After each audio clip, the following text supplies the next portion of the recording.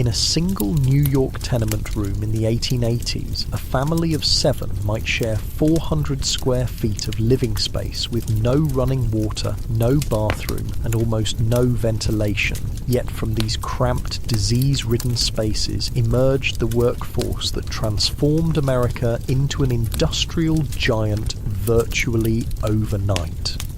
So yeah, if these stories help you sleep, hit subscribe so you don't miss any. Comment where you're at and the time too. Kind of fun seeing all the different places. Someone from Iceland commented once, and I had to Google what time zone that even is. Alright, tonight it's the 1880s in America. But hold on.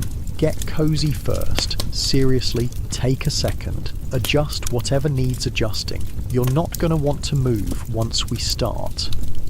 The scraping sound of iron-rimmed wheels on cobblestones pulls Daniel Murphy from sleep before dawn.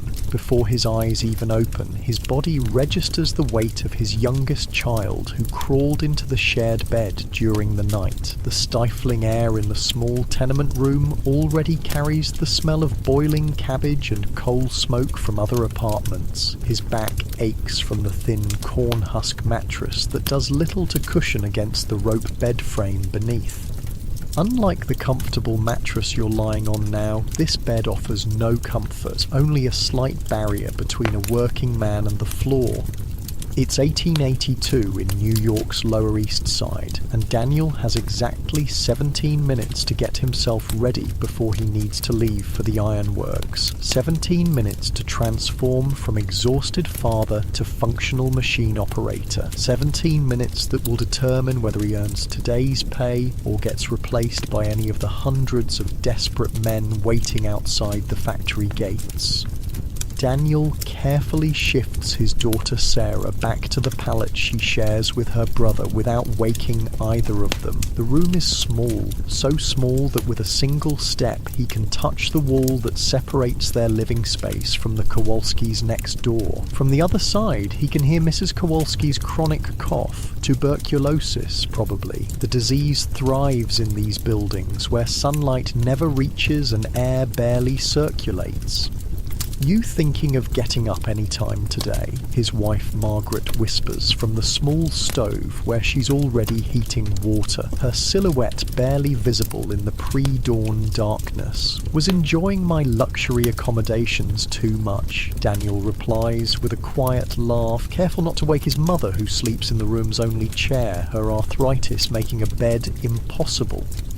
You know what's weird about tenement life? The bizarre intimacy of it. You don't just live with your family, you live with their every sound, smell and bodily function. And not just your family. The paper-thin walls mean you know exactly when Mr. Rossi from upstairs is fighting with his wife, when the twins on the first floor are sick, and which of your neighbours snore like freight trains. Margaret hands Daniel a chipped cup of what passes for coffee, mostly chicory with just enough actual coffee to maintain the fiction. It's hot though, and that's what matters. In the 1880s, that morning cup hit different. It wasn't about flavour profiles or cute barista art. It was fuel, pure and simple. "Thomas already left?" Daniel asks, noticing his son's empty sleeping space. "Had to. Said something about getting a good corner for the morning edition." Daniel nods. At 16, their son has the hustle that might actually get him somewhere in this new America. Newspaper boys who secured prime locations could double their sales, and Thomas has been saving every spare penny. Not for candy or entertainment, mind you. The boy has bigger dreams of education that neither Daniel nor Margaret ever had. Looking around their one-room home in the dim light, Daniel takes quick stock of their world. A rope bed shared by him and Margaret, pallets on the floor for the children, a small stove, a table with 3 mismatched chairs, a trunk containing everything they own that isn't currently being worn or used, and one window that opens not to the street but to an air shaft so narrow you could touch both sides if you stuck your arms out. You're probably thinking, why would anyone live like this? Well, when the alternative was starving in Ireland after the potato famine, or fleeing religious persecution in Eastern Europe, suddenly a cramped tenement in America seemed like winning the lottery. At least here, there was the possibility of something better. Maybe not for you, but for your kids. Daniel splashes water on his face from the basin, the same water the whole family will use throughout the day, carried up 5 flights of stairs by Thomas last night. Indoor plumbing, that's for the wealthy folks uptown. Here in the tenements, you're lucky if the shared toilet in the backyard isn't overflowing.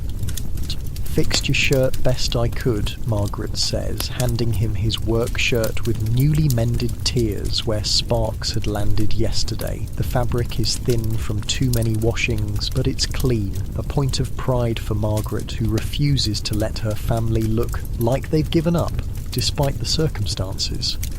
"You're a miracle worker," he says, feeling the neat stitches with calloused fingers. The skin on his hands is tough as leather now, cracked in places from the constant heat and cold of metalwork. Hands that had once worked a small farm in County Cork now manipulated industrial machines that would have seemed like science fiction to his father.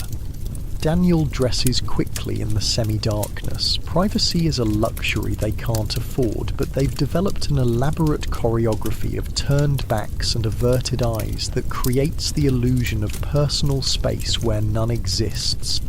I want you to picture this for a second, your entire life. Sleeping, eating, bathing, changing clothes, sickness, arguments, affection, all happening in a space about the size of a modern bathroom. No doors to close, no room to retreat to when you need space. Just constant, unrelenting togetherness. Outside, the city is already waking up. The sound of hooves and carriage wheels creates a constant background rumble. Somewhere nearby, a factory whistle pierces the dawn. It's joined moments later by another, then another, until the air is filled with the industrial equivalent of roosters announcing the day. From other apartments, the sounds of waking families seep through the walls. Babies crying, a couple arguing in Italian, someone coughing violently, a man praying in Yiddish. This building houses people from 6 different countries, most of whom can barely communicate with each other except through nods and gestures, yet they're bound together by the shared experience of starting over in America.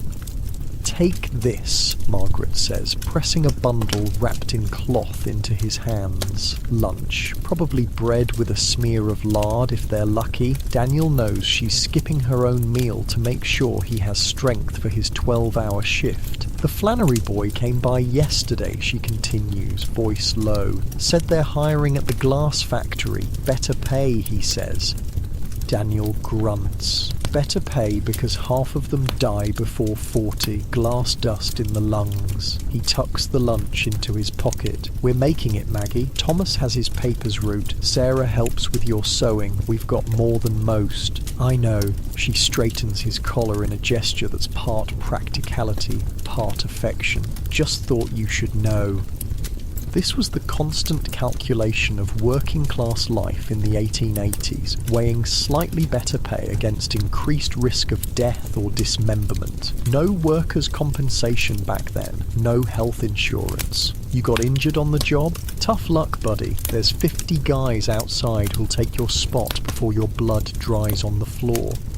Daniel kisses his wife quickly, touches his mother's shoulder gently so as not to wake her, but to feel the reassurance of her steady breathing, and takes one last look at his sleeping children. Then he's out the door, joining the river of humanity flowing down the tenement stairs. The stairwell is its own ecosystem. The smell hits him first, a combination of boiled cabbage, unwashed bodies, wet laundry, and the distinct tang of too many humans sharing too little space. The steps themselves are worn in the middle, wooden boards sagging from decades of use. One flight down, Mrs. Abramowitz is already sweeping her small patch of landing. She nods at Daniel, their daily acknowledgement that transcends their language barrier. second floor. The smell of fresh bread as the Ricci family prepares for their day running a small bakery 2 streets over. The aroma makes Daniel's stomach growl, reminding him that yesterday's dinner was thin soup stretched to feed 5 people. Ground floor. Mr. Giannopoulos sits on a stool by the entrance, smoking his pipe. The old Greek seems to never sleep, functioning as an unofficial watchman for the building. He taps his pipe in greeting as Daniel passes. "Cold one at the factory today," he says, one of the few English phrases he's mastered, used regardless of the actual weather or Daniel's destination. "Always is," Daniel replies with a half smile, completing their daily ritual.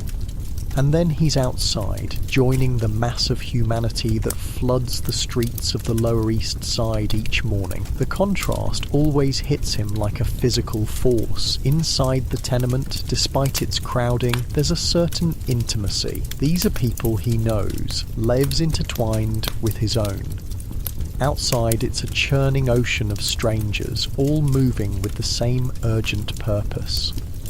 The street itself is a sensory assault. In 2025, you probably think you know what a busy street sounds like. Honking cars, rumbling buses, the occasional siren. But the noise of an 1880s New York street was different, more organic, more varied, somehow both louder and more textured.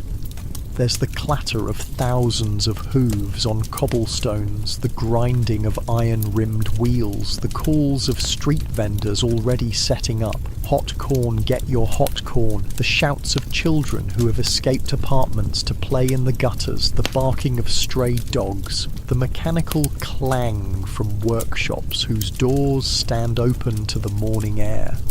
And the smell. Oh man, the smell. Horse manure everywhere, rotting vegetables from yesterday's market, sewage from overflowing gutters, smoke from 1,000 chimneys, the tang of unwashed bodies packed tightly together. It's like a physical presence, something you move through rather than simply detect. You're thinking, this sounds awful. Why didn't they do something about it? Well, here's the thing. For most people, this was just normal. They didn't know any different. And if you'd grown up with these conditions, you probably wouldn't even notice most of it. As Daniel navigates the crowded street, he passes evidence of the rapid transformation gripping America. On one corner, workers are installing electric streetlights, cutting-edge technology that will gradually replace the gas lamps that have lit the city for decades. Across the street, a new telephone wire is being strung between buildings, part of the growing communication network that's shrinking distances in ways that would have seemed magical just a generation ago.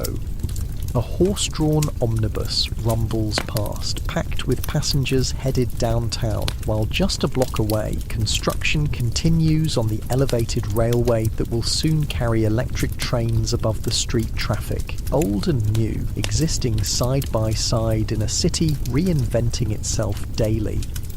3 blocks from home, Daniel passes a construction site where a new skyscraper is rising, 10 stories tall, an almost unimaginable height made possible by recent advances in steel production and elevator technology. He pauses for a moment, looking up at the skeletal framework. Impressive, isn't it? Daniel turns to find Thomas alongside him, his newspaper bag still full of morning editions. "Shouldn't you be selling those?" Daniel nods at the papers. "Heading there now. Wanted to catch you first." Thomas glances around to make sure no one's listening, then lowers his voice. "Mr. Sullivan at the newsstand says there's talk of a strike at the ironworks." Daniel's jaw tightens. Strikes are dangerous territory, necessary for better conditions but often leading to violence and lost jobs. Men have been killed for less. "Just talk for now," he says carefully. "Don't mention it to your mother. No need to worry her." Thomas nods, understanding the unspoken complexities. At 16, he's already learned to navigate the dangerous waters of labour relations, politics and survival. Childhood doesn't last long in the tenements. Be careful today, his son says, with a seriousness that shouldn't belong to someone so young. Always am. Daniel ruffles his son's hair, a gesture that Thomas would normally protest as too childish, but today he allows it. Sell all those papers and stay out of trouble. They part ways at the next corner, Thomas headed toward the busier commercial streets where businessmen might buy morning papers, Daniel continuing toward the industrial district where smoke already darkens the morning sky. As he walks, Daniel passes other scenes of daily life in 1880s New York, a group of women lined up at a public water pump, waiting their turn with buckets and containers. Children as young as 6 or 7 headed to factories where they'll work alongside adults for a fraction of the pay. A funeral procession, small and sparse, probably for a child, given the size of the coffin.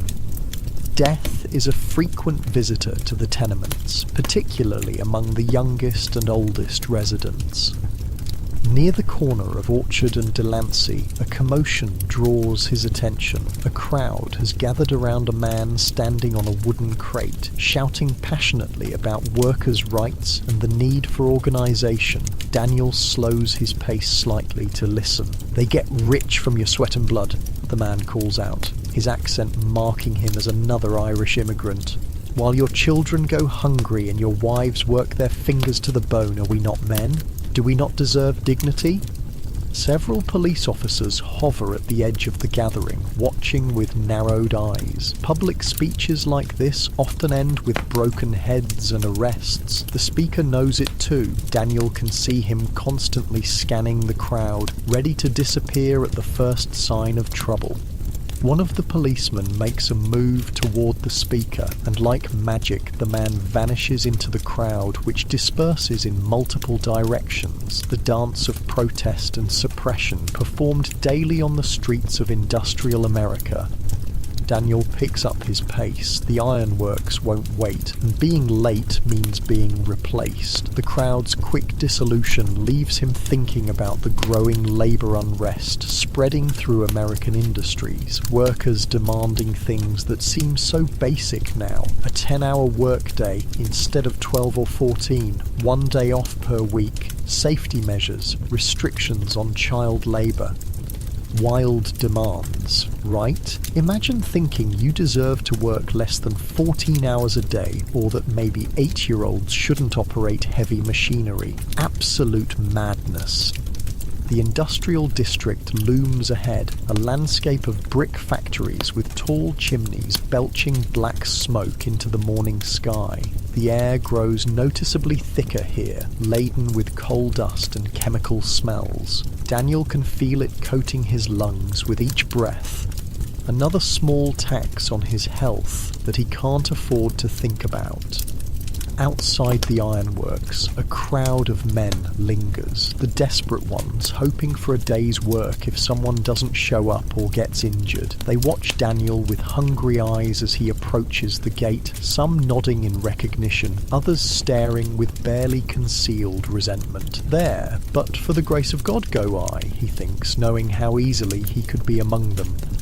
The factory's whistle screams 6 a.m. just as Daniel reaches the entrance. The sound is physical, vibrating in his chest. The massive doors swing open and the waiting workers flow inside like a river finding its course.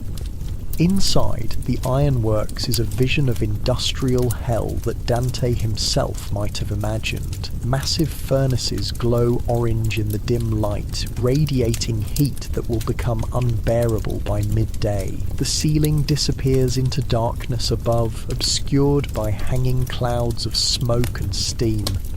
Huge machines, steam hammers, presses, rollers wait like sleeping monsters to be awakened for the day's work.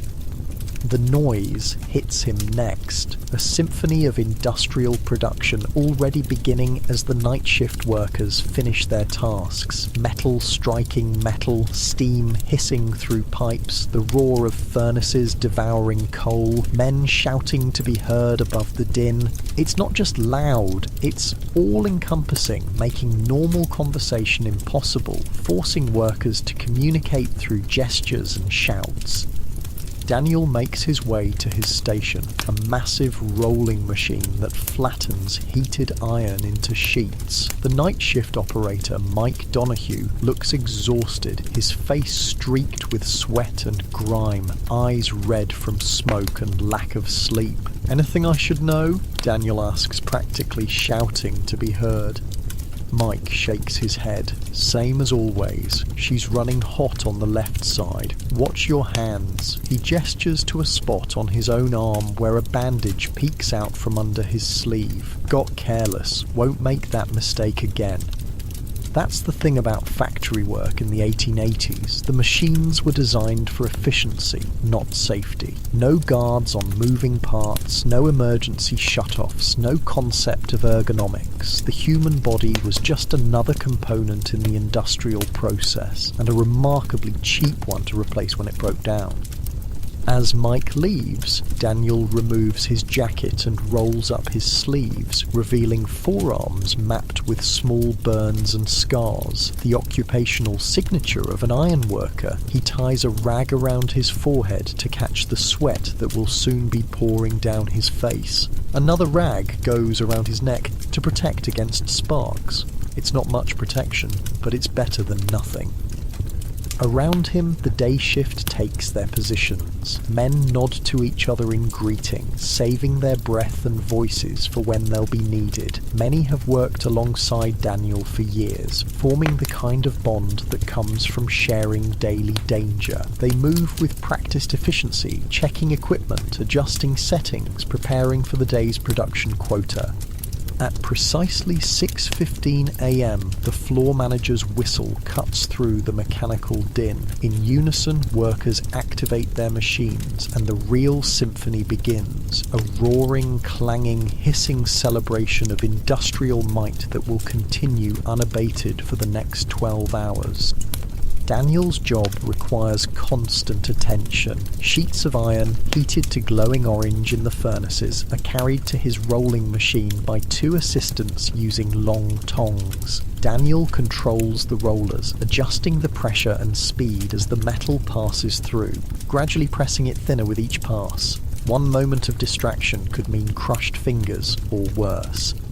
The heat is oppressive. Within an hour, every man on the floor is soaked with sweat. By midday, workers will be drinking gallons of water and still cramping from dehydration. Some factories provide water barrels. The ironworks, considered generous by the standards of the time, even adds salt to help workers retain fluids. Many shops weren't so thoughtful. If you wanted water, you brought it yourself, or did without. As his body settles into the familiar rhythm of the work, Daniel's mind wanders to his family. Margaret will be heading to the garment workshop where she sews piecework, earning a few extra dollars each week. Sarah, at 12, will clean the apartment, tend to her grandmother, and later help with the sewing Margaret brings home. Thomas will sell papers until mid-afternoon, then perhaps find odd jobs for additional coins. Every member of the family contributing, every penny carefully counted. This was normal for working-class families in the 1880s. The concept of childhood as a protected time of play and education existed only for the wealthy. For everyone else, children were economic assets who began contributing to family survival as soon as they were physically capable. The morning progresses in a blur of heat, noise, and exertion. Daniel's world narrows to the machine before him, the glowing metal, the movements of his assistants. They establish a rhythm together, maximizing output while minimizing risk. Words become unnecessary. They communicate through nods, gestures, and the occasional shout when needed. Somewhere in the factory, there's a cry of pain, quickly swallowed by the mechanical noise. No one looks up, no whistle stops the work. Later, they'll learn who was injured and how badly, but for now, the machines demand attention. Production doesn't stop for missing fingers or crushed hands. Think about that for a second. Someone gets seriously injured and work just continues, not because the other workers don't care, but because stopping isn't an option. Miss your quota, lose your job. In a world with no safety net, unemployment wasn't just an inconvenience. It was potentially a death sentence for your family. By mid-morning, the temperature in the factory is well over 100 degrees. Sweat drips into Daniel's eyes, temporarily blinding him at a crucial moment. He jerks back instinctively, avoiding a serious burn, but catching a small spark on his forearm that leaves yet another mark to join the constellation already there. "Careful!" shouts Patrick, one of his assistants, though the warning comes too late. Daniel nods acknowledgement and returns to his position. No time to dwell on near misses. In the ironworks, like most factories of the era, you're never more than a moment away from disaster. The men who survive are the ones who develop an almost supernatural awareness of their surroundings, who can sense when something's wrong before they consciously see it. At noon, a whistle signals the brief lunch break. 30 minutes to rest, eat, and recover enough strength for the afternoon shift. The machines don't fully stop, the furnaces can't be allowed to cool, but production pauses as the first shift of workers steps back from their stations. Daniel finds a relatively cool spot near a partially open window and unwraps Margaret's lunch bundle. Bread with a thin spread of lard, just as he expected, plus an unexpected luxury, a small apple, probably purchased at slight discount due to a bruise on one side. The fruit would have cost at least 2 cents, an extravagance that makes him both grateful and slightly worried about the family budget. As he eats, he observes the factory from this rare moment of stillness. The scale of the operation is impressive. Hundreds of men working in coordinated chaos to transform raw materials into the building blocks of modern America. The iron they produce today might become rails for the expanding railroads, or structural elements for new skyscrapers, or components for the machines that are transforming every aspect of American life. It's strange to think that he, an immigrant who grew up in rural Ireland, is now part of this industrial revolution. His father had farmed the same small plot for his entire life, using tools and techniques unchanged for centuries. Daniel operates machinery that didn't exist when he was born. His children are growing up in a world being reinvented daily.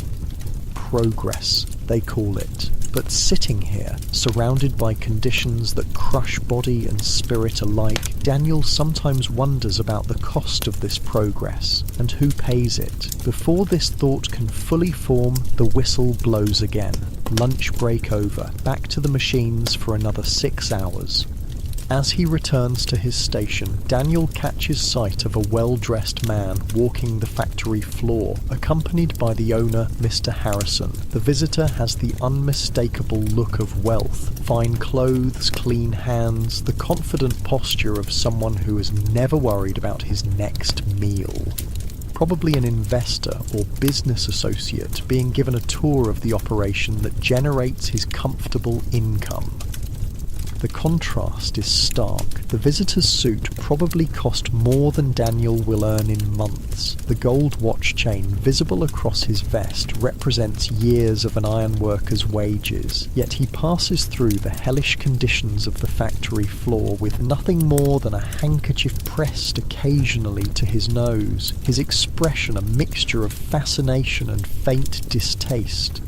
This was the reality of the Gilded Age, a thin veneer of spectacular wealth overlaying the harsh conditions that produced it. While industrialists built mansions with dozens of rooms, multiple families crammed into single-room tenements. While the upper class worried about which fork to use at dinner, the working class worried about having dinner at all. The afternoon drags on, each hour feeling longer than the last as fatigue sets in. By 4 p.m, Daniel's arms burn with exhaustion, his back a knot of pain from the repetitive motion. Still, the rhythm continues. Still, the iron flows through the rollers. The machine doesn't care about human limitations. Around him, he can see similar strain on his co-workers' faces, men moving more slowly, making small mistakes that they catch just in time. This is when accidents happen, in these late hours when muscles are weak and attention frays. Daniel forces himself to focus, to check and double-check each movement. At 5:30 p.m, preparations begin for the handover to the night shift. Machines are adjusted, logs updated, critical information passed along. By 6 p.m, as the final whistle blows, Daniel feels hollowed out, his body running on reserves he didn't know he had. As he retrieves his jacket, now Mike Donahue appears again, looking marginally more rested than he had 12 hours earlier. They exchange brief updates about the machine's performance, continuing the unbroken chain of production that runs 24 hours a day, 6 days a week. Outside, the evening air feels shockingly cool after the inferno of the factory floor. Daniel's sweat-soaked clothes cling uncomfortably to his skin, but the air is so polluted with industrial smoke that it barely qualifies as fresh. Still, it's better than what he's been breathing all day, and he fills his lungs gratefully. The streets have a different energy now. The morning's purposeful flow has been replaced by a more complex pattern. Workers heading home mix with people beginning their evening activities. Street vendors hawk hot food to those too tired to cook. Children play in the last light of day. Saloons fill with men seeking brief comfort before heading to crowded homes. Daniel joins the river of humanity flowing back toward the tenement districts. His body moves automatically, following the familiar route while his mind drifts. 12 hours of mechanized work has left him feeling slightly detached, as though he's observing the world rather than participating in it. This sensation, this emotional numbing, was a common experience for industrial workers. The monotony, the noise, the danger, all combined to create a kind of protective dissociation. You couldn't fully engage with your surroundings for 12 straight hours and maintain your sanity. So you developed the ability to be physically present while mentally elsewhere. As he walks, Daniel passes signs of the transforming nation, a telephone company office with a sign advertising long-distance calls to Boston, a shop window displaying the latest Edison phonograph, a newsboy, not Thomas, shouting headlines about President Arthur's policies and railroad expansions. The America of 1882 exists in a strange liminal space between old and new. Horse-drawn carriages share streets with electric trolleys. Gas lamps stand alongside electric lights. Traditional craftsmen work in the shadows of mechanized factories. It's a nation in the midst of reinventing itself, and the speed of change is both exhilarating and terrifying. The sun is setting as Daniel reaches his neighbourhood, casting long shadows between the tenement buildings. The streets here are crowded with evening life. Women chatting as they prepare communal meals in the open air to avoid heating their already stifling apartments. Children playing games with improvised toys. Old men smoking pipes on stoops. As he climbs the stairs to his family's apartment, Daniel feels the familiar transition from public to private space, though the boundary is far more permeable than in modern homes. The sounds and smells of dozens of other families permeate the building, creating a complex sensory landscape that is both intrusive and oddly comforting in its familiarity. Opening the door to his family's single room, Daniel finds a scene of domestic activity that contrasts sharply with the industrial hell he's spent his day in. Margaret and Sarah sit by the window, taking advantage of the last natural light to work on sewing. Thomas reads aloud from a tattered schoolbook, helping his sister learn the lessons he received in the few years of education he managed before work became necessary. Grandmother Murphy shells peas for dinner, her gnarled fingers moving with surprising dexterity. This moment, this small pocket of family connection amid harsh conditions, this is what it was all for. This is what made the crushing labour and dangerous conditions worthwhile. The chance for something better, if not for himself, then for Thomas and Sarah. As Daniel steps into the room, his family looks up, their faces brightening. In their eyes, he isn't just another replaceable cog in the industrial machine. Here, he matters as an individual. Here he is irreplaceable. Pa, Sarah exclaims, jumping up to greet him. Thomas taught me multiplication today. And just like that, Daniel crosses the threshold between the America of iron and steam and industry into the America of hope and family and possibility. Two worlds that exist simultaneously, each impossible without the other, both part of the complex tapestry that is being woven in this pivotal decade. The sun sets fully behind the crowded skyline of 1882 New York, ending another day in the life of one ordinary family in an extraordinary time. While the Murphys prepare for evening in their tenement room, across town the electric lights begin to glow in the mansions of Fifth Avenue. The same nation, but worlds apart. While Daniel operates machines at the ironworks, Margaret Murphy has been awake since 4:30 a.m, preparing for her own labour. By the time the rest of the family stirs, she's already washed her face in the same basin of water they'll all share, pinned her hair tightly, and laid out the day's tasks for Sarah.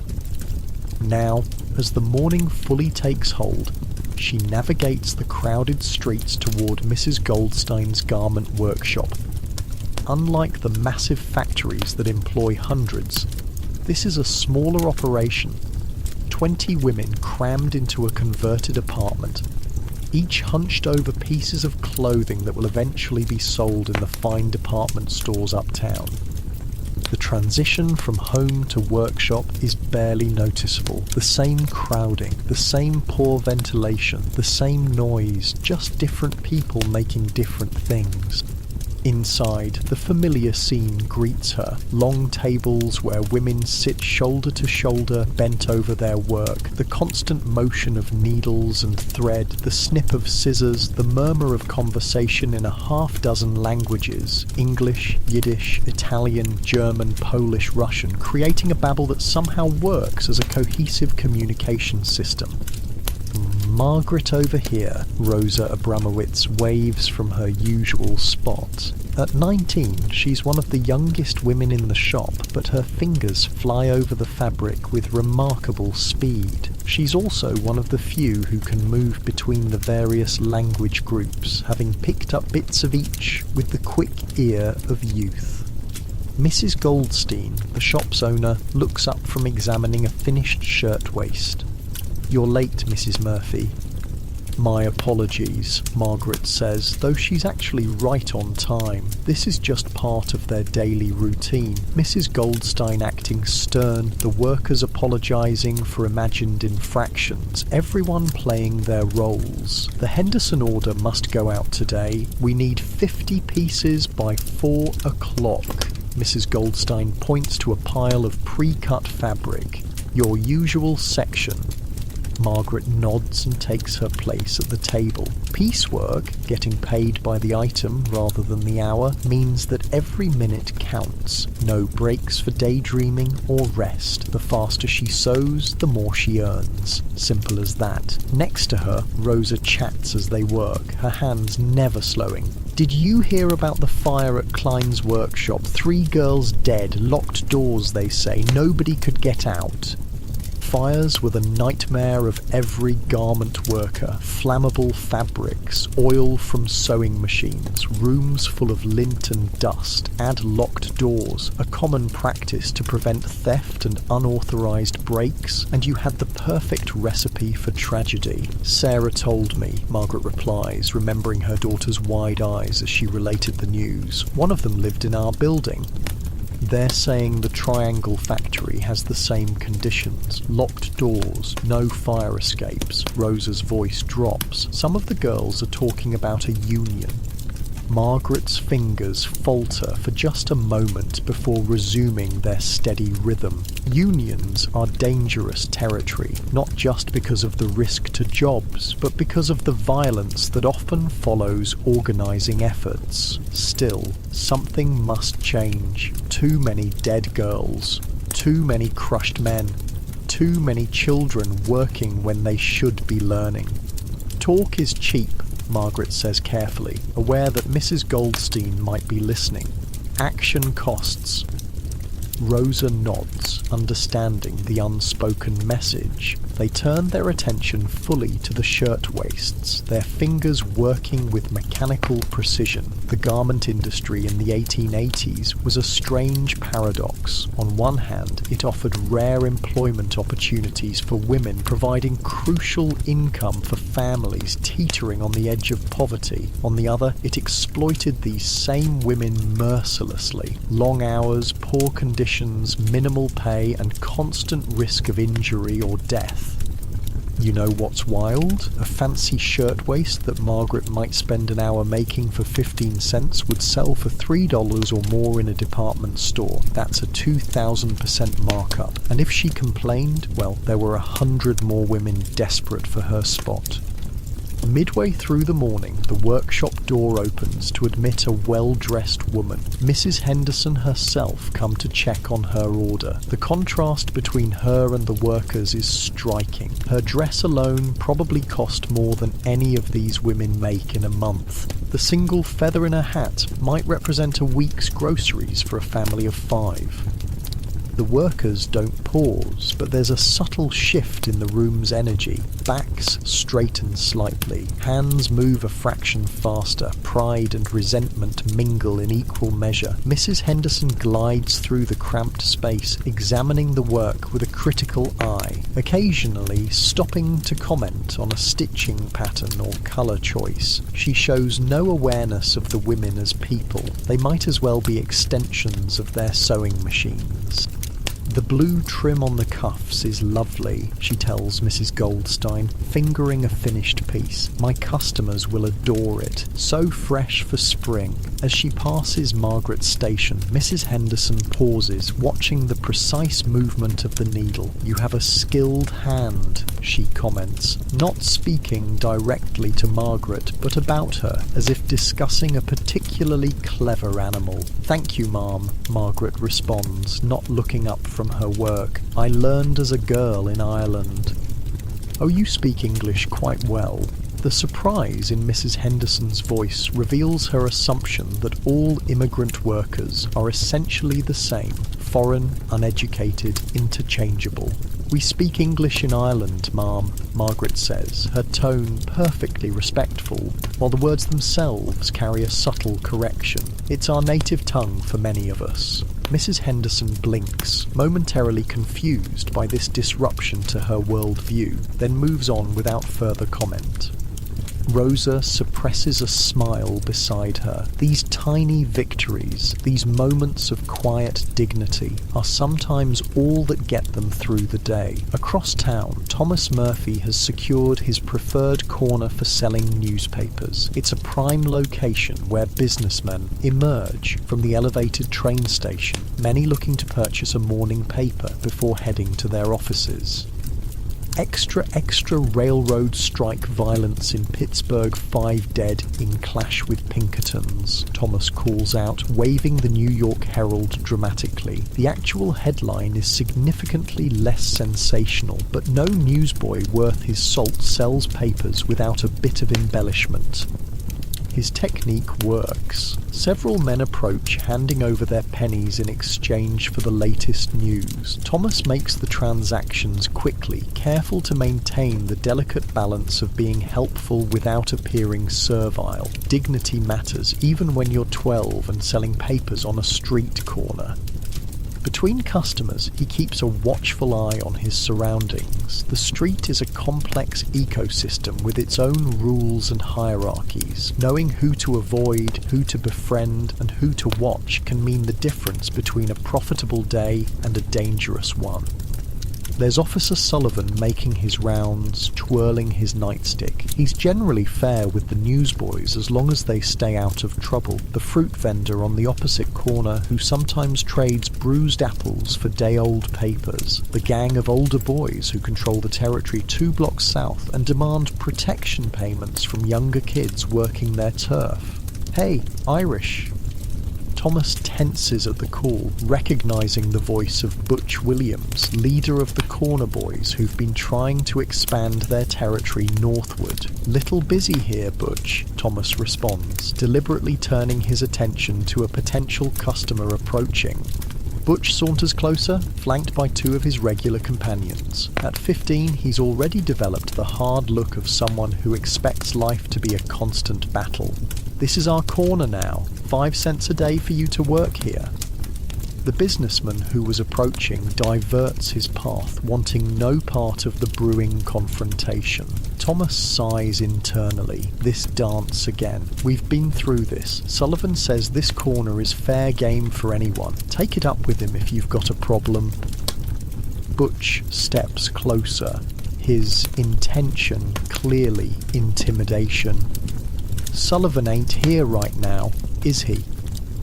Actually, he is. Thomas spots the officer rounding the corner, his attention immediately drawn to the cluster of boys. "Problem here, lads?" Sullivan calls out, his Irish brogue thickening as it always does when he's asserting authority. Butch's demeanour transforms instantly. "No sir, officer, just saying good morning to my friend Thomas here. Awful lot of boys for a simple good morning." Sullivan's eyes narrow. "Perhaps you'd be better off selling your papers over on Cedar Street."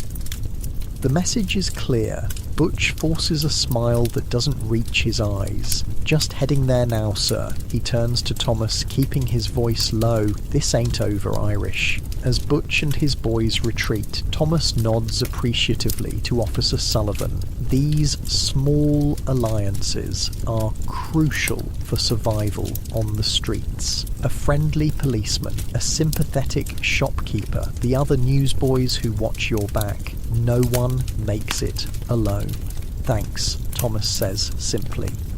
Sullivan taps his nightstick against his palm. "Your father still at the ironworks?" "Yes, sir. 3 years now." "Good man, your father. Tell him Mike Sullivan says hello." With that, he continues his patrol. This was the complex web of connections that immigrants created. Irish looking out for Irish, Italians for Italians, Jews for Jews. Not because of any inherent distrust of others, but because these shared backgrounds created instant understanding. Officer Sullivan didn't need Thomas to explain why selling papers mattered, why territory disputes were serious business, or why a day's lost earnings could mean a family going hungry. He knew because he'd lived it himself or seen his own family live it. The morning rush begins to thin as 9 o'clock approaches. Thomas does a quick count of his remaining papers and the coins in his pocket. A decent morning, but not exceptional. He'll need to find a new angle for the midday edition if he wants to make his target for the day.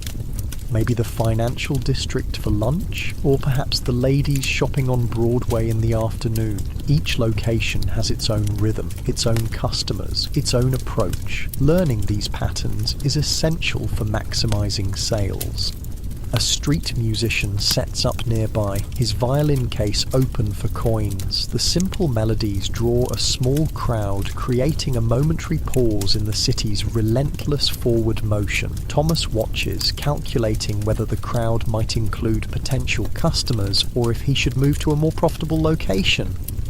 The musician catches his eye and nods slightly, an acknowledgement between two people trying to make a living on the streets. Thomas returns the nod. No competition here, just different hustles in the same space. This was a key survival skill in 1880s urban America, knowing when to compete and when to cooperate. Resources were scarce, opportunities limited. Those who navigated these waters successfully were those who could read the social landscape accurately and adjust accordingly. Back in the tenement, 12-year-old Sarah Murphy moves through her morning routine with practiced efficiency, with her mother at the garment workshop, her father at the ironworks, and Thomas selling papers. She's effectively in charge of the household until evening. First priority: water. The family's bucket is nearly empty, which means a trip to the public pump in the courtyard. Sarah grabs the bucket and heads downstairs, joining the line of women and children waiting their turn. Ahead of her, Mrs. Petrovich from the third floor argues with Mrs. O'Brien from the second about who was in line first. Behind her, 8-year-old Vinnie Rossi bounces impatiently, his own bucket almost as big as he is. The pump is community theatre, a place where the building's dramas play out daily against the backdrop of this most essential task. "Did you hear about the Flanagan boy?" Mrs. O'Brien's voice carries down the line. "Consumption, they're saying. Doctor gave him 3 months. Tuberculosis, consumption, was the constant spectre haunting tenement life. The crowded conditions, poor ventilation, and shared air made it spread like wildfire once it found a foothold. Everyone knew someone who had died of it, and everyone lived in fear of the telltale cough that might signal their own infection."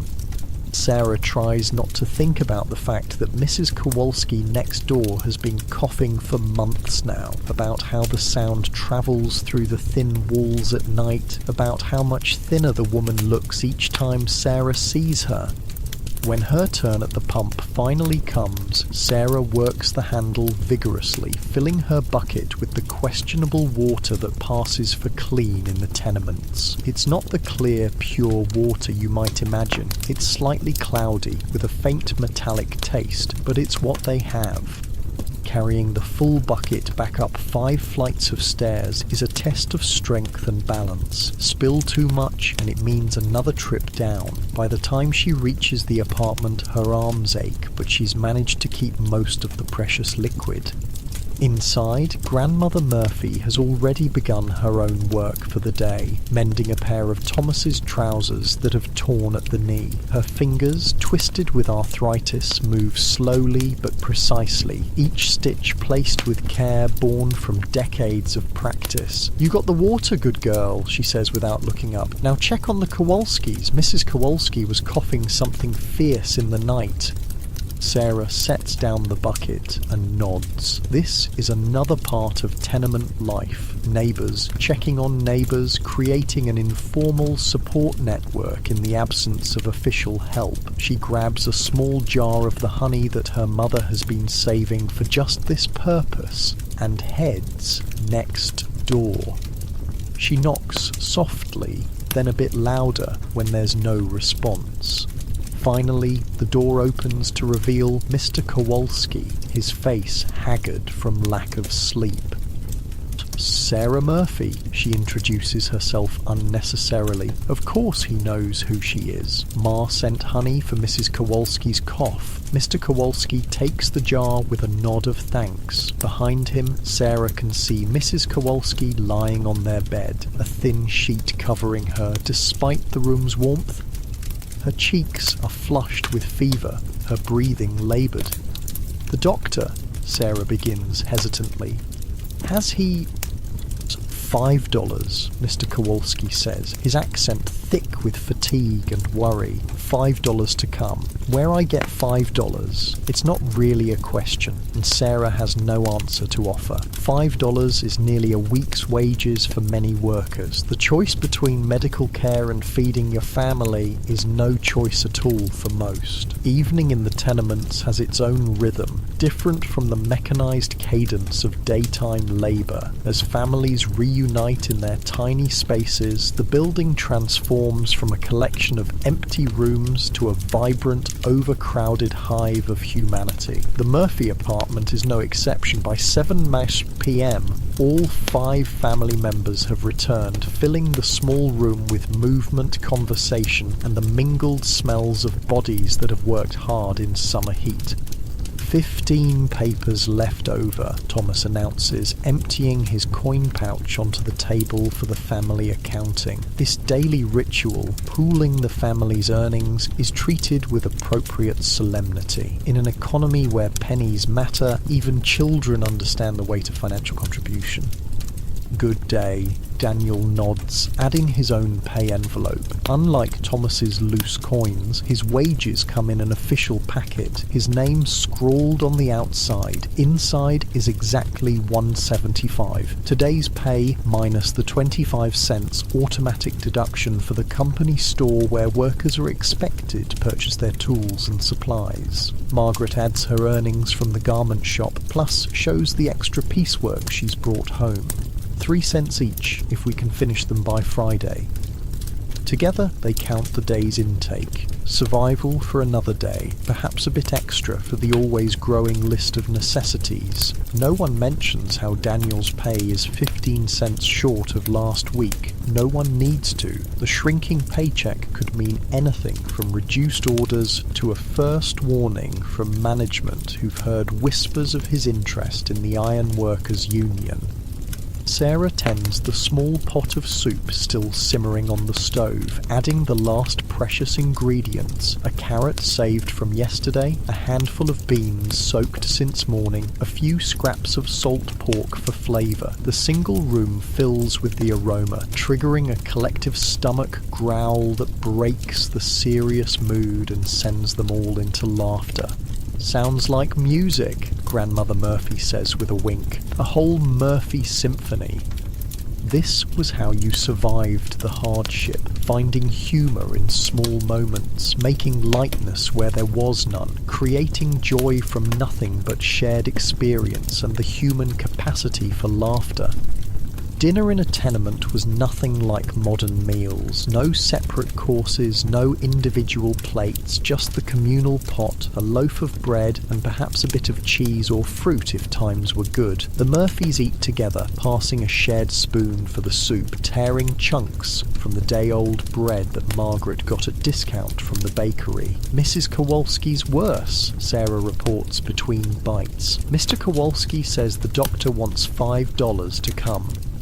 Daniel and Margaret exchange looks loaded with unspoken communication. $5 is impossible, nearly half a week's wages, yet the Kowalskis are neighbours, and in the tenements, neighbourly bonds can be as strong as family. I'll speak with Father Donovan tomorrow, Margaret says, finally.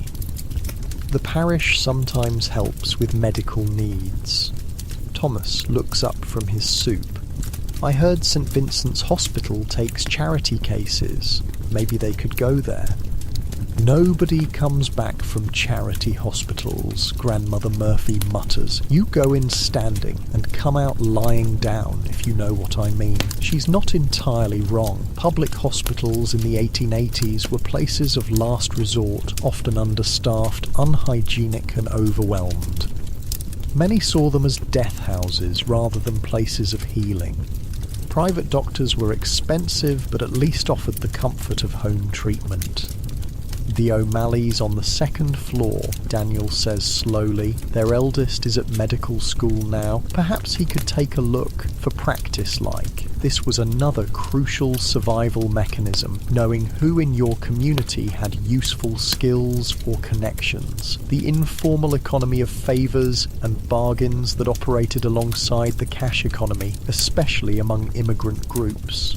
I'll ask in the morning, Sarah volunteers, already planning her approach.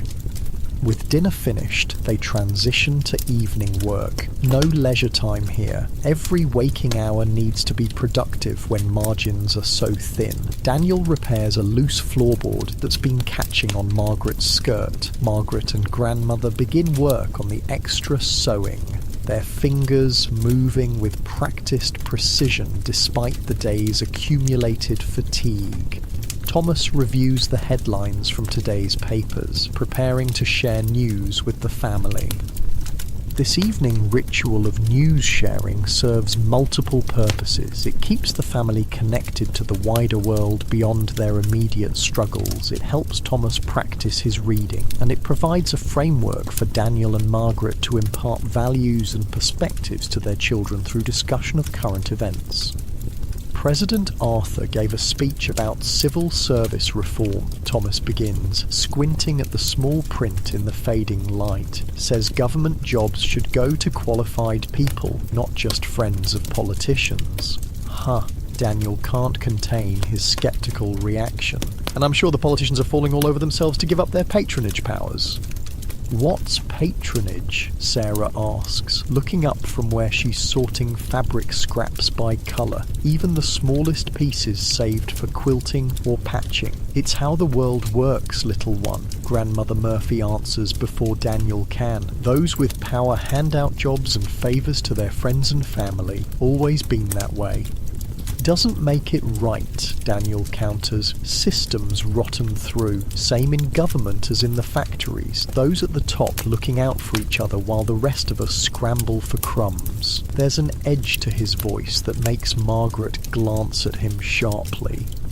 This kind of talk, this questioning of the established order can be dangerous if carried beyond these walls. Especially with union whispers already circulating at the ironworks. What else, Thomas? She asks, deliberately steering the conversation towards safer waters. The Brooklyn Bridge construction continues, Thomas reads. They say it will be the longest suspension bridge in the world when it's finished. Now that's something I'd like to see, Daniel says, his mood shifting. Imagine walking all the way across the East River with nothing but air beneath you. The Brooklyn Bridge represented something beyond its engineering marvels. It symbolized connection, physically linking Manhattan and Brooklyn, conceptually bridging old technology and new possibilities. For immigrants especially, it embodied the American promise of overcoming seemingly impossible obstacles through human ingenuity and effort. They say 20 men have died building it already, Thomas continues, reading further. And there it was, the other side of progress. The human cost rarely mentioned in the celebratory newspaper accounts. The workers who fell from heights, who suffered in caissons under the river, who paid with their bodies for each foot of advancement. As Thomas continues sharing news items, a sudden commotion in the hallway interrupts. Raised voices, a door slamming, then the unmistakable sound of Mrs. Kowalski's coughing, now with a wet, rattling quality that makes everyone in the Murphy apartment fall silent. Margaret makes the sign of the cross almost unconsciously. They all recognise that sound, its consumption in its later stages, when the lungs begin to fail in earnest, when the end is no longer a distant possibility but an approaching certainty. First thing tomorrow, Daniel says quietly. Thomas, you'll go find the O'Malley boy before your paper route. Thomas nods solemnly. Yes, Pa.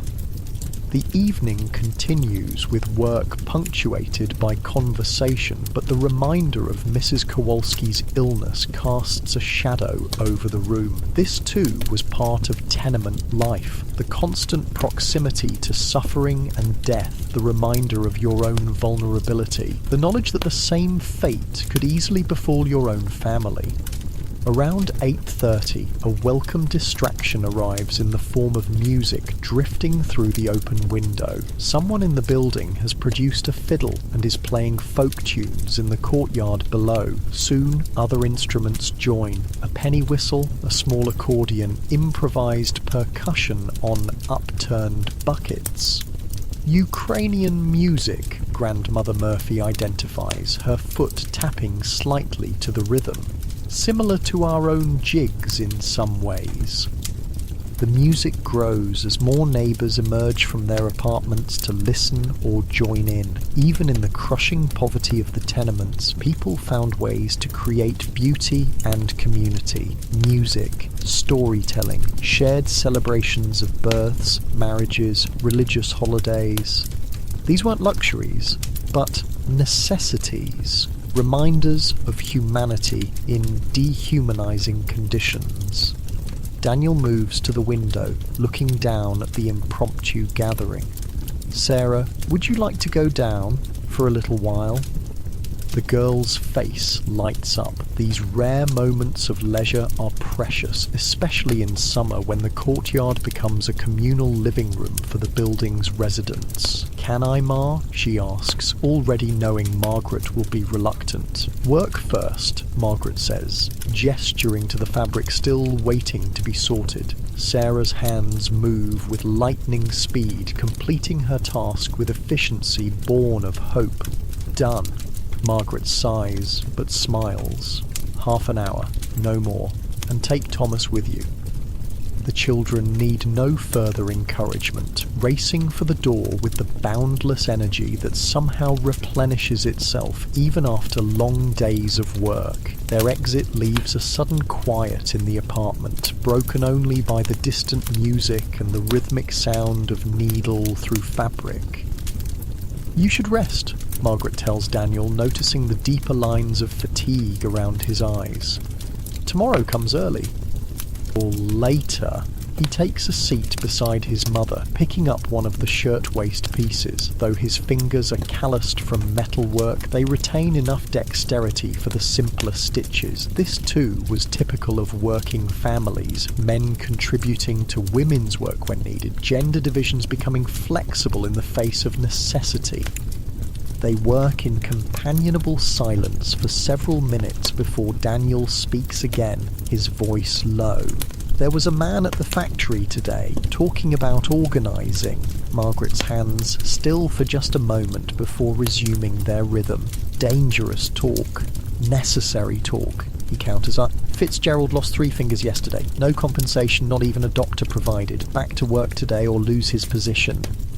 And how will his family eat if he loses his job entirely? Margaret asks, the practical question that haunts every discussion of labour action. Daniel has no immediate answer. This was the impossible choice facing workers in the 1880s. Accept dangerous conditions and exploitation, or risk the little security they had by fighting for something better. Downstairs in the courtyard, Thomas and Sarah find themselves in the centre of a multicultural celebration. The Ukrainian music has inspired others to contribute their own cultural traditions. An Italian family demonstrates folk dances. A group of Jewish children teach others a circle game. 2 Chinese brothers, rare residents in this predominantly European immigrant building, show off tricks with a diabolo. It's like having the whole world in one courtyard, Sarah says, watching with wide eyes. Thomas, worldlier at 16, nods, but keeps a protective hand on his sister's shoulder. The community gathering is joyful, but he's aware of undercurrents. The young men eyeing girls from different ethnic groups with interest that might cause trouble. The older residents watching the mixing of cultures with varying degrees of approval, the potential for festivity to transform into conflict when different traditions collide. Sarah Thomas, Rosa Abramovitz, waves from where she stands with a group of other young people. Come meet my cousin Esther. She's just arrived from Poland. They make their way through the crowd. The cousin looks overwhelmed, her eyes wide at the noise and movement around her. She's dressed in clothing that immediately marks her as fresh off the boat, old country styles that will soon be replaced as she adapts to her new home. She doesn't speak English yet, Rosa explains, but I'm teaching her. Show her your trick, Thomas. Thomas reaches into his pocket and produces a penny, which he proceeds to walk across his knuckles in a fluid movement that delights both Rosa's cousin and the other children who gather to watch. How'd you learn that? A boy asks, trying unsuccessfully to imitate the movement. Man who sells newspapers down at the harbour, Thomas explains, says he learned it on sailing ships to pass the time on long voyages. This casual exchange of skills, this constant learning and adaptation, characterised immigrant communities. Each person brought knowledge from their homeland and acquired new abilities in America, creating a rich cultural exchange that happened not in universities or formal settings, but in courtyards, workshops and kitchens. The music shifts to something with a faster tempo, and several couples begin dancing in the limited space. The summer evening has cooled slightly, making physical activity more bearable. Laughter rises above the melody as dancers collide or improvise steps from different cultural traditions. Look, Sarah points toward the entrance to the courtyard, where a well-dressed man stands observing the scene with an expression of mingled fascination and distaste. Who's that? Thomas follows her gaze. Rent collector, maybe, or one of those reformer types who come to study how the poor live.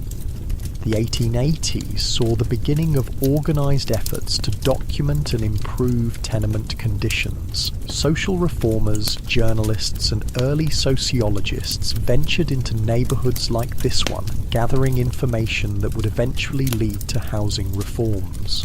But from the residents' perspective, these visits often felt like invasions, their hardship transformed into spectacle for middle-class consumption.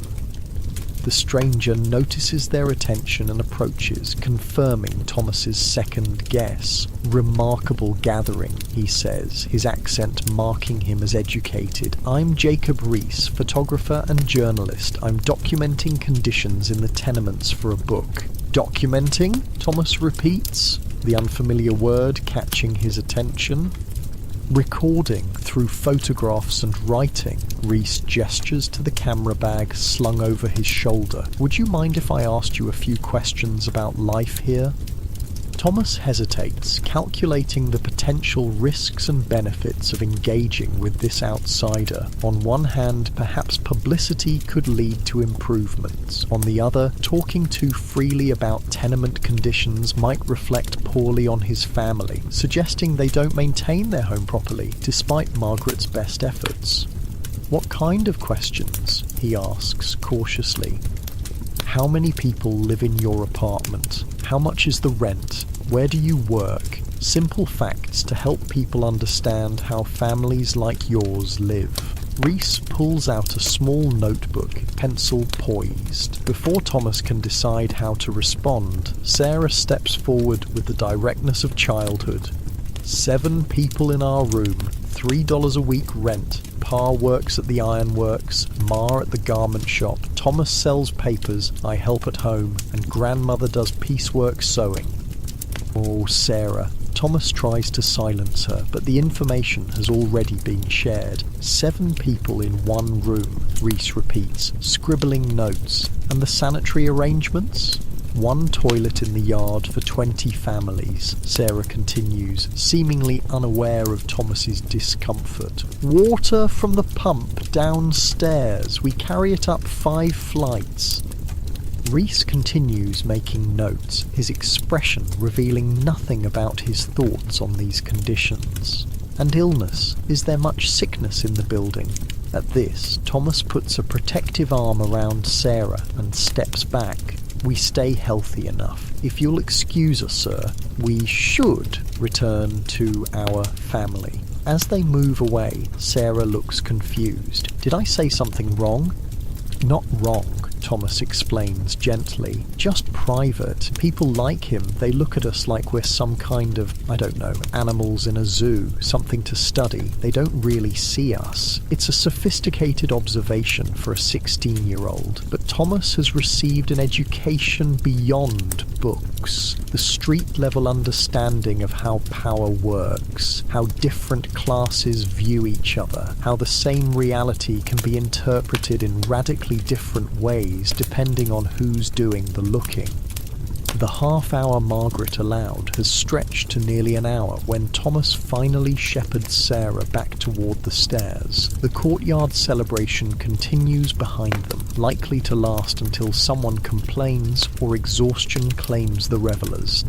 As they climb the stairs, the building reveals its nighttime character. Doors that stayed closed during the day now stand open for ventilation, offering glimpses into the lives of their neighbours. An old man teaching chess to his grandson, a young couple stealing a moment of intimacy in the believed privacy of their doorway, a group of men playing cards and passing a bottle, a mother singing softly to an infant who refuses to sleep in the heat.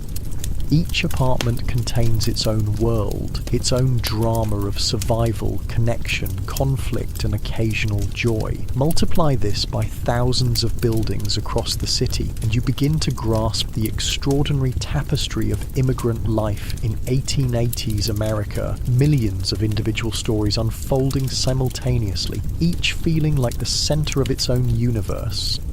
Back in the Murphy apartment, Margaret is putting away the sewing for the night. "You're late," she says, but without real anger. The sound of the music still drifting upward explains the delay without words needed. "There's a photographer downstairs," Thomas reports. Says he's documenting tenement conditions. Daniel looks up sharply. "You didn't talk to him, did you?" Sarah did. "A little." Thomas shoots his sister an apologetic look for the implied accusation. Sarah, sensing the sudden tension, moves closer to her grandmother for protection. "I just told him facts about our room and the water and such." Daniel sighs. "No harm done, I suppose. These reformer types come and go, take their pictures, write their articles, go back to their comfortable homes, feeling they've done something important." His cynicism isn't entirely fair, though he has no way of knowing it. Jacob Riis's photographs and writings would eventually help spark genuine housing reforms. But from the perspective of 1882, such improvements seem impossibly distant, and the gap between observation and action unbridgeably wide. As the hour grows later, the family prepares for sleep. In winter, they would all crowd into the single bed for warmth, but summer heat makes such proximity unbearable. Instead, they spread out as much as the small space allows. Daniel and Margaret on the rope bed, Thomas on a pallet near the door, Sarah sharing a corner with her grandmother. The building gradually quiets as exhaustion claims its residents. The music in the courtyard fades, voices lower, doors close. From other apartments, the sounds of nighttime replace those of evening. Soft snoring, occasional coughing, the creak of rope beds as sleepers turn, seeking comfort on unyielding surfaces. Sleep was rarely peaceful in the tenements. Too hot in summer, too cold in winter, too many bodies in too little space, too many sounds penetrating thin walls, too many worries about tomorrow's challenges, yet somehow they managed. The human body's need for rest eventually overcomes even the most adverse conditions. Daniel lies awake longer than the others, staring at the ceiling barely visible in the darkness. His thoughts cycle through the day's events, lingering on the organiser at the factory and the photographer in the courtyard, both outsiders in different ways, both promising some form of change or recognition, both requiring faith that seems increasingly difficult to maintain. From the street below comes the sound of the night watchman calling the hour. 11 o'clock, and all is well. All is not well, Daniel thinks. Not in the tenements where families crowd into single rooms, not in the factories where men lose limbs without compensation, not in a society where some dine on multiple courses served on fine china, while others stretch watery soup to feed 5 hungry mouths.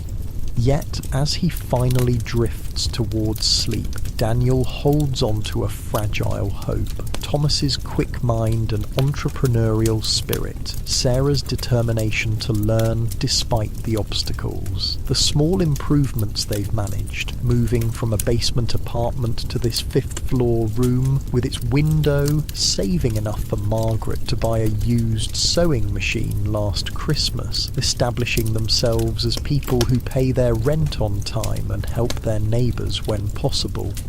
It's not the American dream as depicted in the dime novels. No instant riches, no miraculous rise from rags to respectability. It's something smaller but perhaps more meaningful. The slow, grinding progress of one family fighting for dignity in a system designed to deny it to them. The foundation being laid for children who might climb a little higher and their children higher still.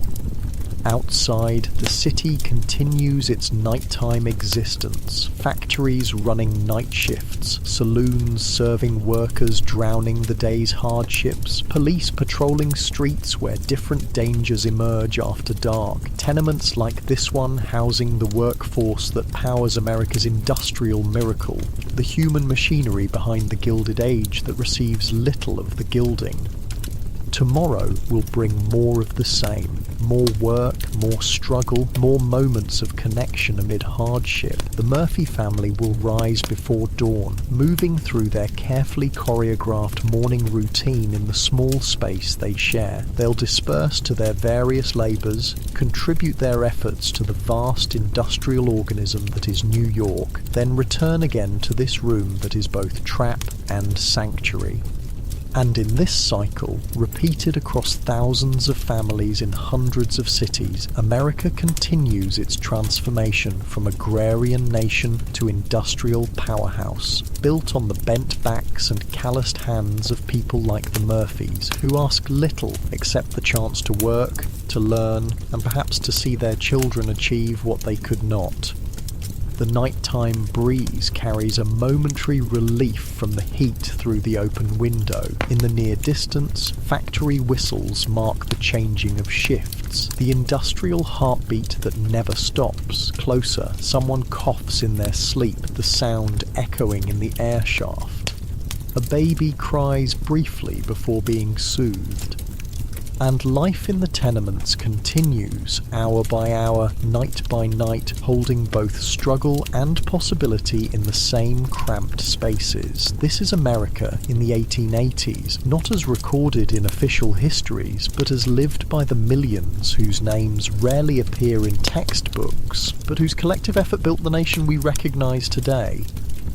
Morning arrives with brutal efficiency in the tenements. No gentle transition from sleep to wakefulness, just the sudden demands of survival, yanking you back to consciousness. For the Murphys, dawn brings the same carefully orchestrated dance of bodies moving through limited space, each person performing their role in the daily ritual of getting ready.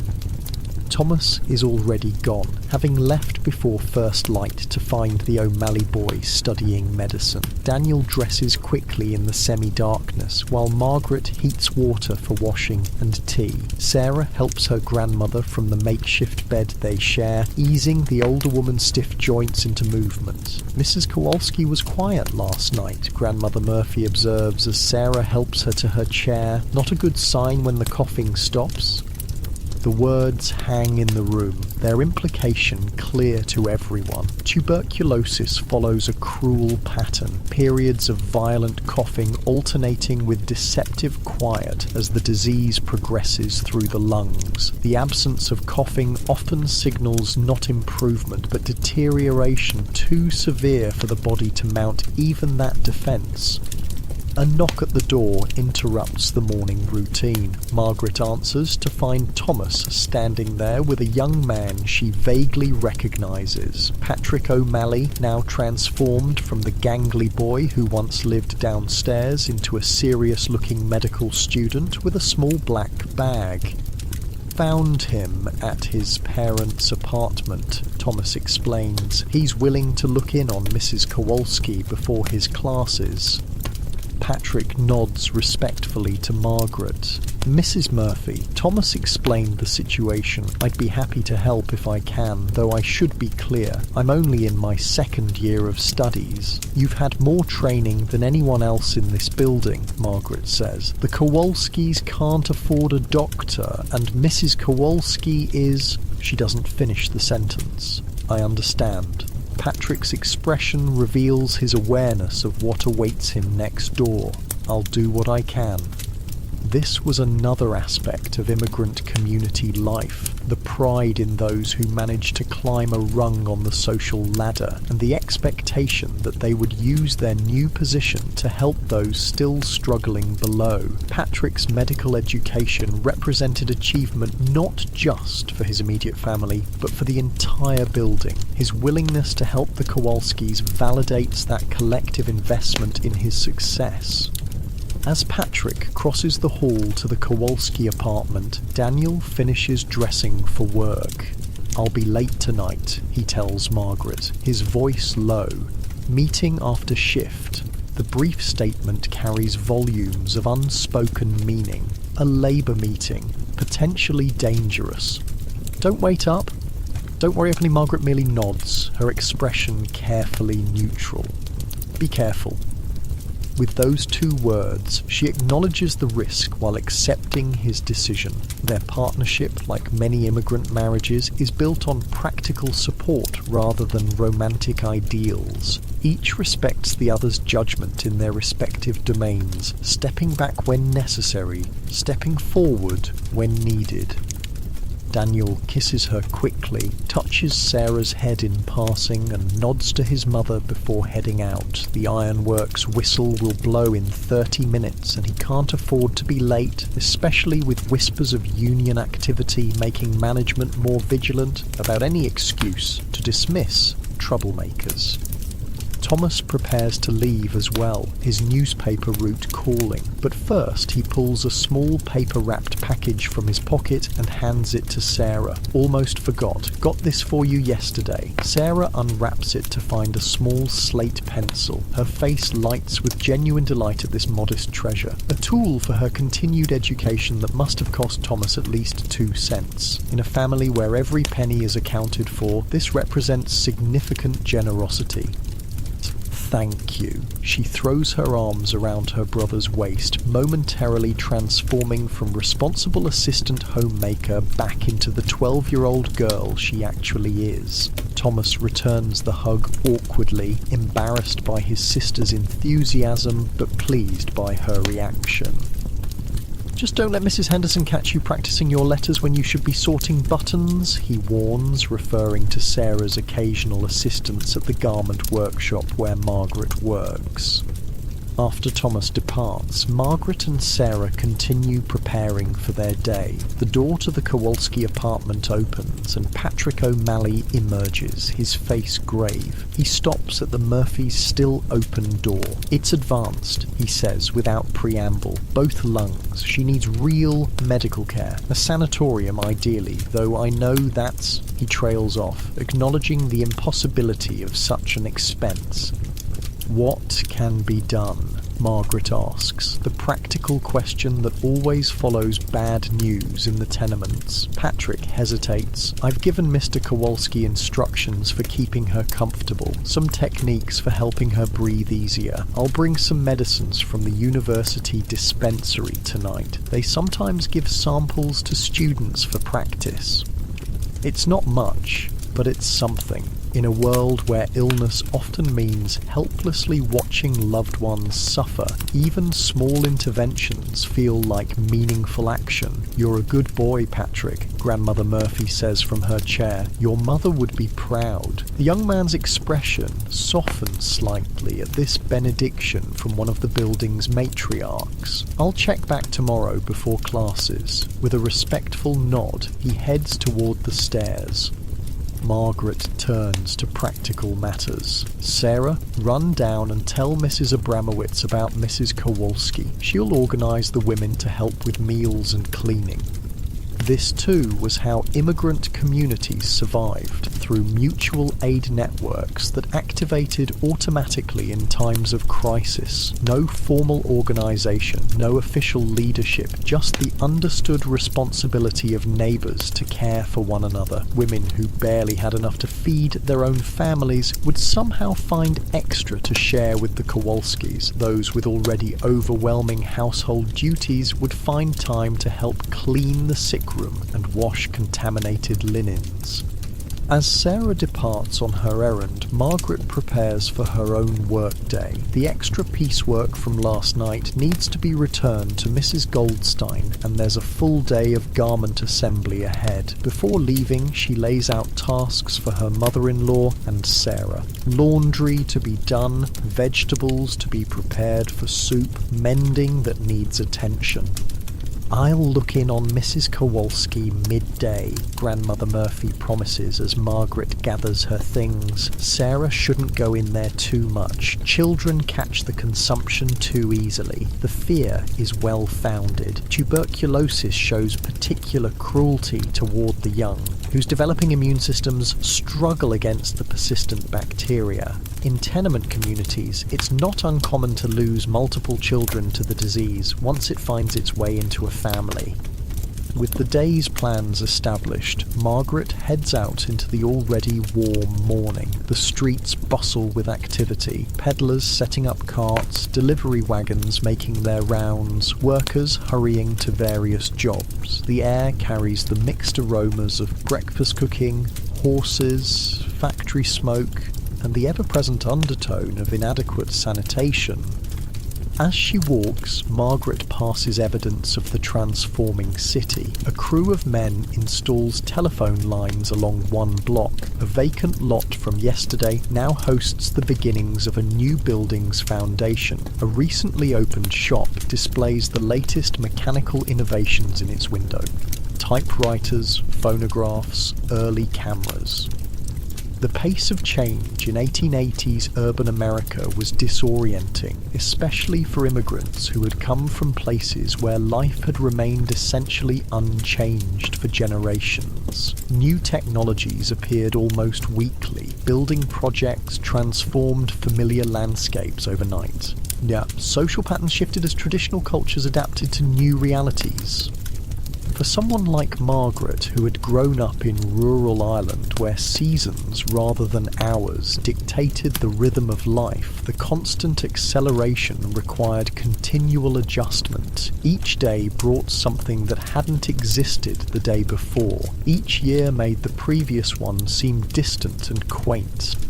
Arriving at Mrs. Goldstein's workshop, Margaret finds the usual hustle already in progress. 20 women bent over fabric, the air thick with lint and the sound of scissors cutting, needles piercing material, occasional instructions called across the room. "You've brought the extra work?" Mrs. Goldstein asks, examining the pieces Margaret hands over. "Good quality, as usual. There's more if you want it. Henderson's has a rush order for children's pinafores." Margaret calculates quickly. More piecework means more income, but also less sleep, more strain on her eyes, additional pressure on Sarah and her mother-in-law to contribute. The balance is never simple. How many pieces? At what rate? The negotiation is direct without pretense. 15 pieces, 3 cents each, due Monday. It's a fair offer, slightly rushed but not impossibly so. 45 cents potential income, enough to make a meaningful difference in the family budget if they can complete all 15 pieces. "I'll take them," Margaret decides, "but I'll need the material today so we can start tonight." Mrs. Goldstein nods. The arrangement settled without further discussion. This business-like efficiency characterized many working relationships in immigrant communities. No time wasted on pleasantries when survival was at stake, but also a fundamental fairness born of shared struggle. The workday proceeds with the usual intensity. Margaret's fingers fly over fabric, her mind divided between the task at hand and the swirl of concerns waiting at home. Mrs. Kowalski's deteriorating condition, Daniel's labour meeting tonight, the extra piecework to complete, Thomas working longer hours to compensate for Daniel's potentially risky activism. At the workbench beside her, Rosa chatters intermittently, providing welcome distraction. "My cousin Esther met your Thomas last night. She thinks he's handsome." Margaret smiles despite herself. At 16, Thomas is indeed becoming a handsome young man, his features settling into a mature version of the boyish face she still sees when she looks at him. She's the one just arrived from Poland? Seems a bit soon to be noticing handsome boys. Rosa laughs. What else should she notice? Might as well be something pleasant in this new world. There's wisdom in the observation. For new immigrants especially, finding joy amid the overwhelming transition was a survival strategy as important as securing work or housing. The human spirit needs beauty and connection as surely as the body needs food and shelter. Midday brings a brief respite, 15 minutes to eat whatever they've brought from home. Margaret unwraps bread and a small piece of cheese, carefully measured to leave enough for tomorrow's lunch. Around her, the other women do the same, their meals varying based on cultural background and financial circumstances. "Did you hear about the factory fire in Philadelphia?" one of the women asks the group. "Textile mill, 7 dead, dozens injured. They say the doors were locked from the outside." The news sends a ripple of grim recognition through the A single tiny island in the North Atlantic would conquer a quarter of the entire planet, ruling over 458 million people across 6 continents. For 300 years, the British Empire saw incredible triumphs, unbelievable wealth, and staggering cruelty. Here's what life was really like at the centre of the largest empire in human history. So, yeah, if these stories work for you, subscribe. And I'm curious, what time is it where you are? Comment below. Got comments from Seattle to Stockholm last time. The time zone thing never stops being weird to me. Alright, tonight it's the British Empire. But hold up though. Get cozy first. Adjust those pillows. Pull up that blanket. Trust me, once we get going, you won't want to move. Your eyes flutter open in the darkness. It's still hours before dawn, and the bitter cold of a 9th century English morning has already worked its way under your thin woolen blanket. The straw mattress beneath you crackles as you shift, trying to find warmth that simply isn't there. Outside, you can hear the wind howling. Not just any wind, but the kind that carries whispers of something worse. Vikings.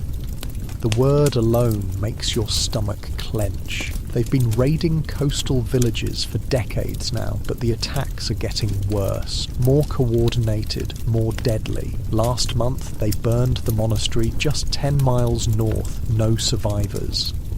You're not in some fancy castle with stone walls. You're in a simple wooden hut with gaps between the planks wide enough to let in both the freezing air and the howling sounds of approaching danger. The thatched roof above leaks when it rains, which in England is basically always. "They're coming!" someone shouts outside. "The Danes are coming!" And just like that, your village erupts into chaos. Welcome to the very beginning of what would become the largest empire in human history. But right now, England isn't conquering anyone, they're just trying to survive. It's 878 AD, and King Alfred, later called Alfred the Great, though nobody's calling him that yet, is in serious trouble. The Vikings under Guthrum have launched a massive invasion, and Alfred has been forced to retreat to the marshlands of Somerset. Picture this: the King of Wessex, hiding in a swamp, while Danish warriors take over his kingdom. The king's been defeated, a ragged messenger tells your village. We're to flee or submit. But here's where it gets interesting. Rather than surrendering, Alfred does something unexpected. In these marshlands, this desolate place of mud and reeds and fog so thick you can barely see your hand in front of your face, he begins to plan. The marshes of Somerset aren't just wet and miserable, they're practically a different world. When you wade through water up to your knees, every step threatens to suck your boots off. The constant dampness works its way into your clothes, your skin, your bones. At night, the temperature drops so low that your breath forms clouds in front of your face. Your fingers turn blue. Your teeth chatter so hard you worry they'll crack. But the marsh also provides protection. The Vikings don't know these waterways. They don't know which paths lead to solid ground and which lead to sinkholes that will swallow a man whole. The mud saved us, one of Alfred's soldiers would later say. Can you imagine? Saved by mud. In these marshes, Alfred regroups, gathering loyal followers. These aren't professional soldiers, they're farmers, blacksmiths, tanners, regular people with families to protect. They train with whatever weapons they can find or make. Some have proper swords, most have sharpened farm tools. You're among them, learning to fight with a pitchfork because it's all you have. Your hands blister and bleed as you practice hour after hour, day after day. The weight of it makes your arms ache, but you keep going. What choice do you have? Then comes the moment that will change everything. Alfred, this king who's been hiding in marshes, leads his ragtag army to Eddington. You march alongside men who are just as terrified as you are, just as determined.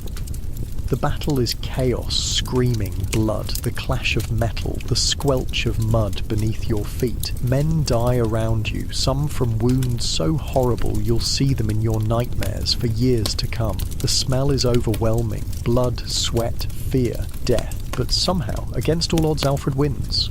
The Viking leader Guthrum is baptized as a Christian, and a treaty establishes the Danelaw, a region where Viking rule is officially recognized, but the rest of England is safe. This is how the story of the British Empire begins, not with conquest, but with survival, not with domination, but with a desperate fight to simply exist. Fast forward about 100 years, Alfred's grandson, Athelstan, becomes the first king to unite all of England under one rule. It's the first time this collection of kingdoms, tribes and territories has been brought together as a single nation. One land, one king, the people say. England.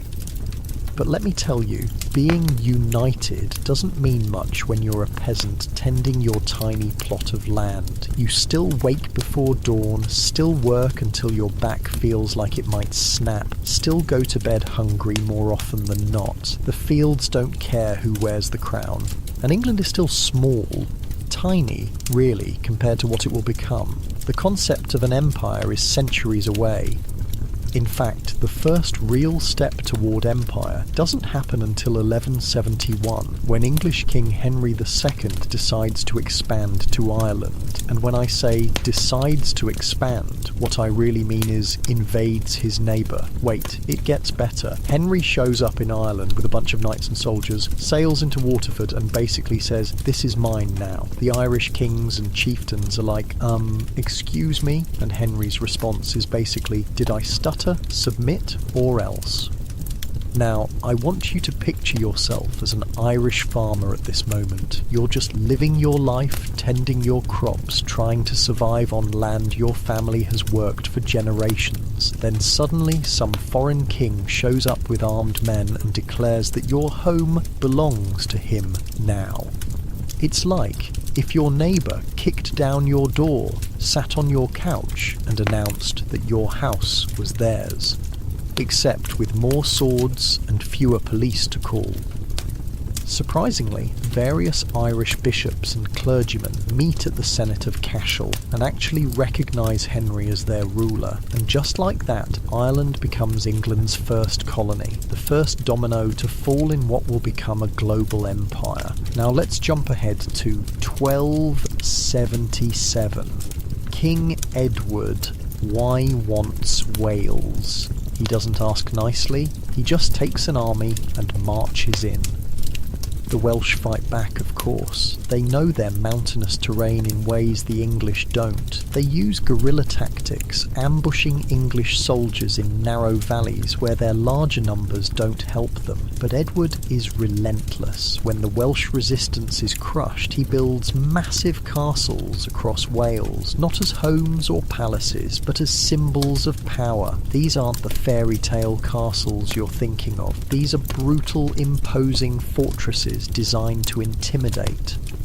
Those walls aren't to keep invaders out, a Welsh farmer tells his son. They're to keep us in. But England's ambitions are still limited to its immediate neighbours. The wider world remains largely unknown. That's about to change. The late 1400s bring a revolution in how Europeans see the world. In 1492, Christopher Columbus sails west and stumbles upon the Americas. Suddenly, there are new lands to explore, new resources to exploit, new peoples to encounter, and unfortunately to conquer.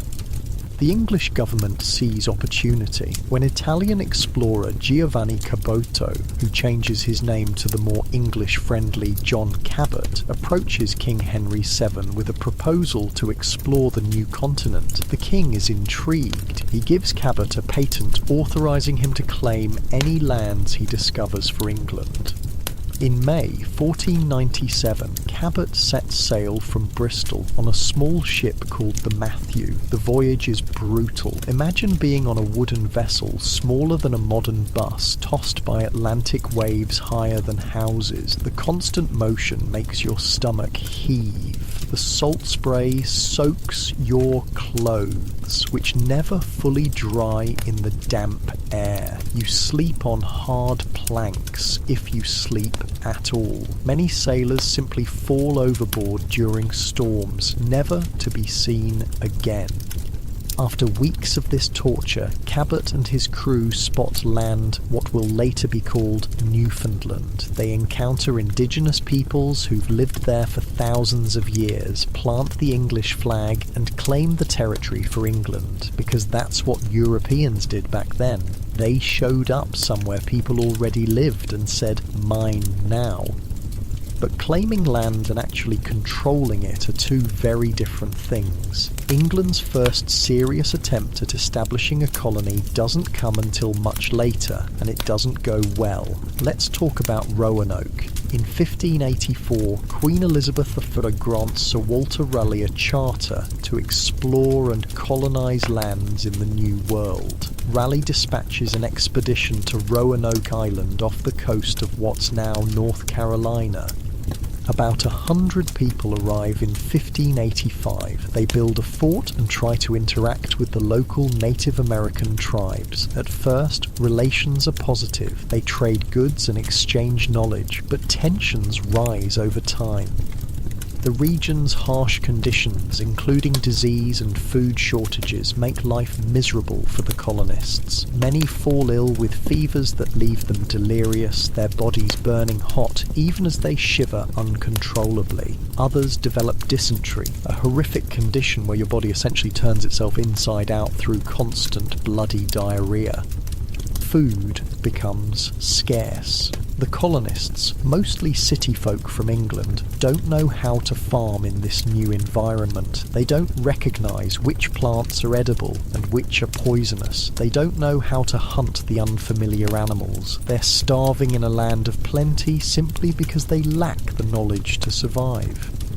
When Sir Francis Drake stops by on his way back to England, he offers to take the colonists home. Most accept, abandoning the colony. Raleigh tries again in 1587 with 118 settlers, but when ships return 3 years later, everyone has vanished. The only clue is the word Croatoan, carved into a post. The lost colony of Roanoke becomes one of history's enduring mysteries. Did they integrate with native tribes? Were they killed? Did they try to sail home and perish at sea? We still don't know. What we do know is that establishing colonies is brutally difficult. It's not just about planting a flag and claiming land, it's about surviving in unfamiliar environments, facing diseases your body has no resistance to, finding food when you don't recognise the plants or animals, and navigating complex relationships with indigenous peoples who, understandably, might not be thrilled about strangers showing up and claiming their ancestral lands. Meanwhile, back in Europe, England faces a different kind of threat. In 1588, Spanish King Philip II sends the Spanish Armada, a fleet of 130 ships carrying over 30,000 soldiers, sailors and marines to invade England. Queen Elizabeth calls upon her naval commanders, including Sir Francis Drake, to defend the realm. Despite being outnumbered and having fewer and smaller ships, the English have advantages in manoeuvrability and firepower.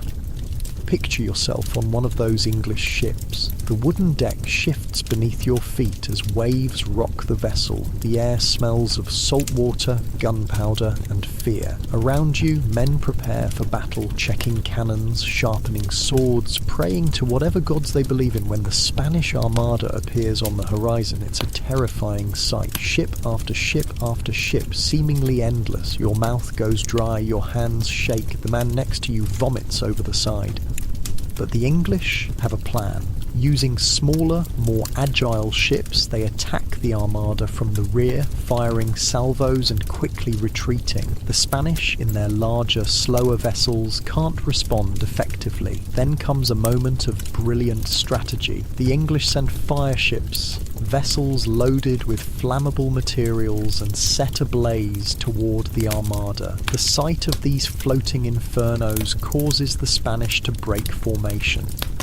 The Battle of Gravelines follows, a fierce and prolonged fight where English ships engage the Spanish at close quarters. The sounds are deafening: cannon fire, splintering wood, men screaming in pain and fear. When it's over, the Spanish retreat, attempting to navigate back to Spain.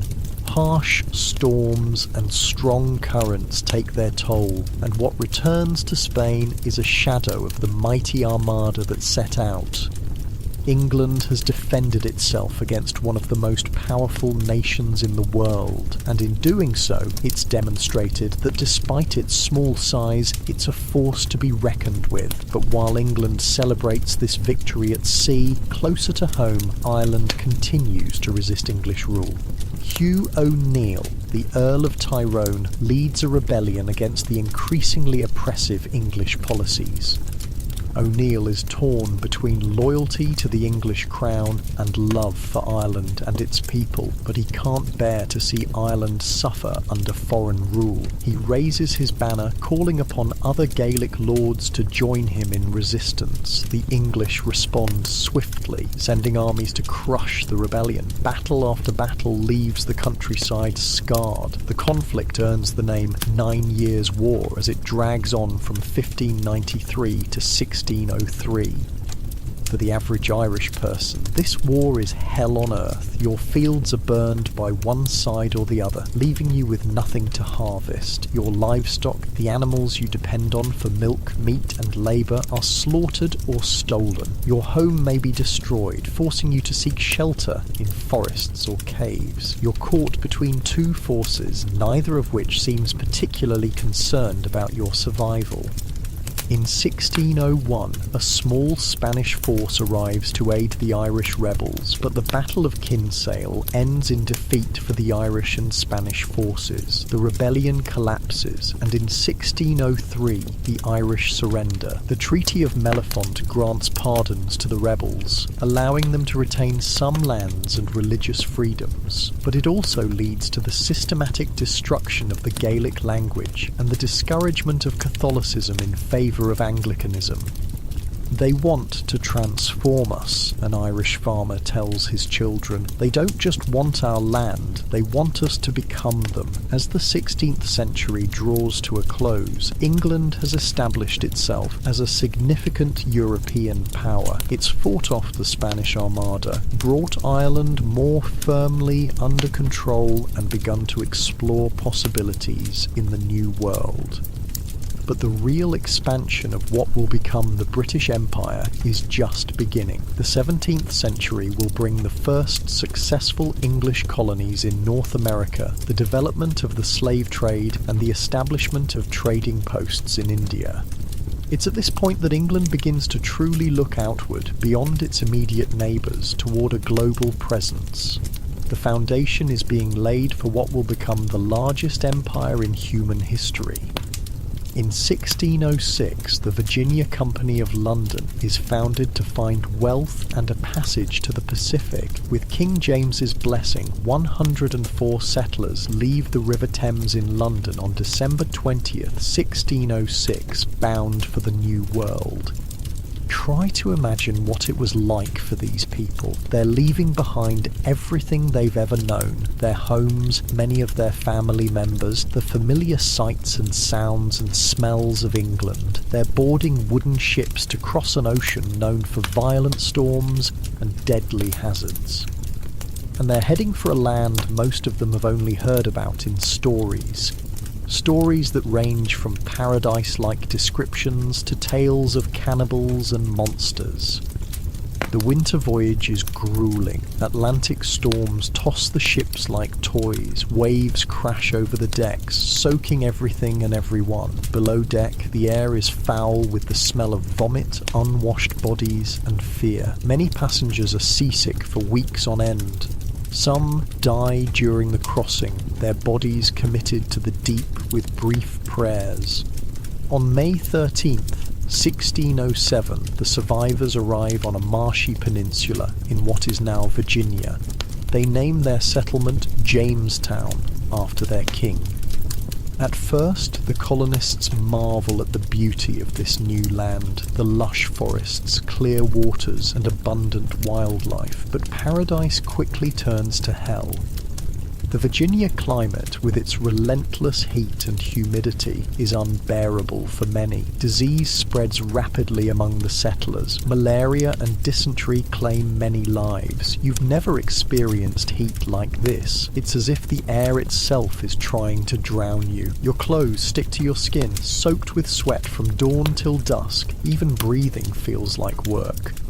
Then there's the hunger. The colonists arrive when crops aren't ready for harvest, and with dwindling supplies they face starvation. The land, while beautiful, is unfamiliar. They don't know which plants are safe to eat, which are poisonous, which have medicinal properties.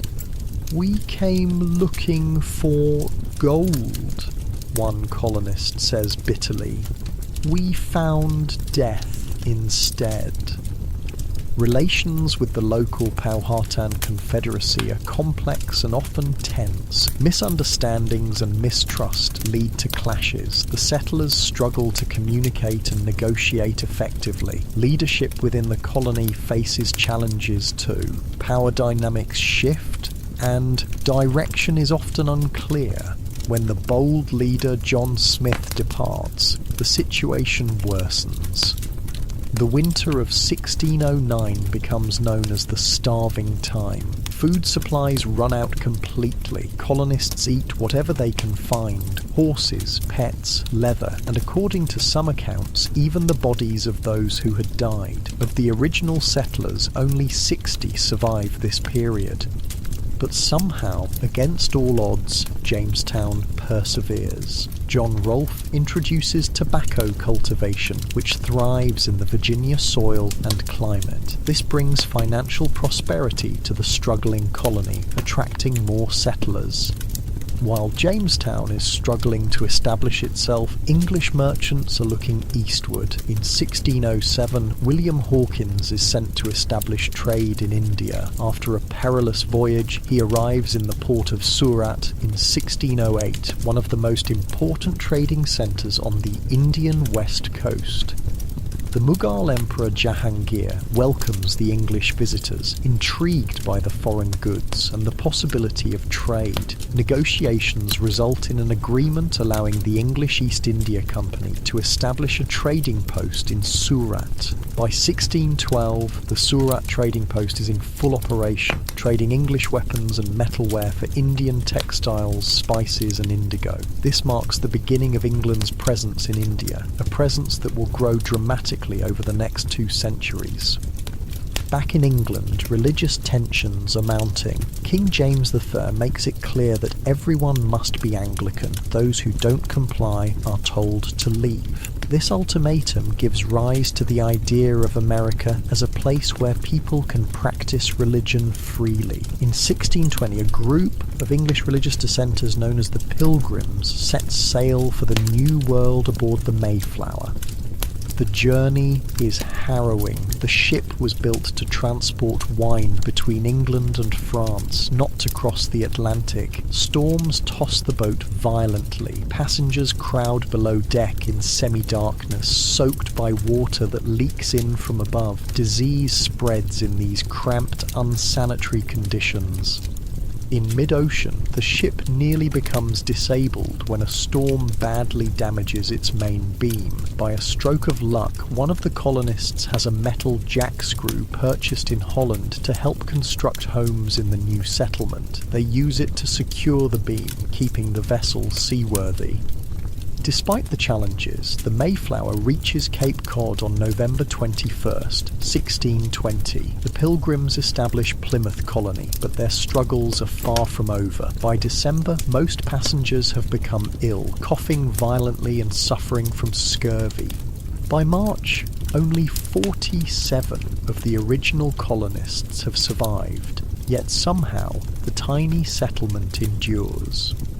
As England establishes footholds in North America, it also looks to the Caribbean. In 1624, explorer Thomas Warner establishes the colony of St. Christopher, now St. Kitts, in the Caribbean. The following year, French captain Pierre Belin d'Esnambouc joins the English, forming a joint colony. Warner accepts the French newcomers out of fear of the native Kalinago tribe. When the Kalinago plan to attack the Europeans, an enslaved woman named Barbe reveals the plan.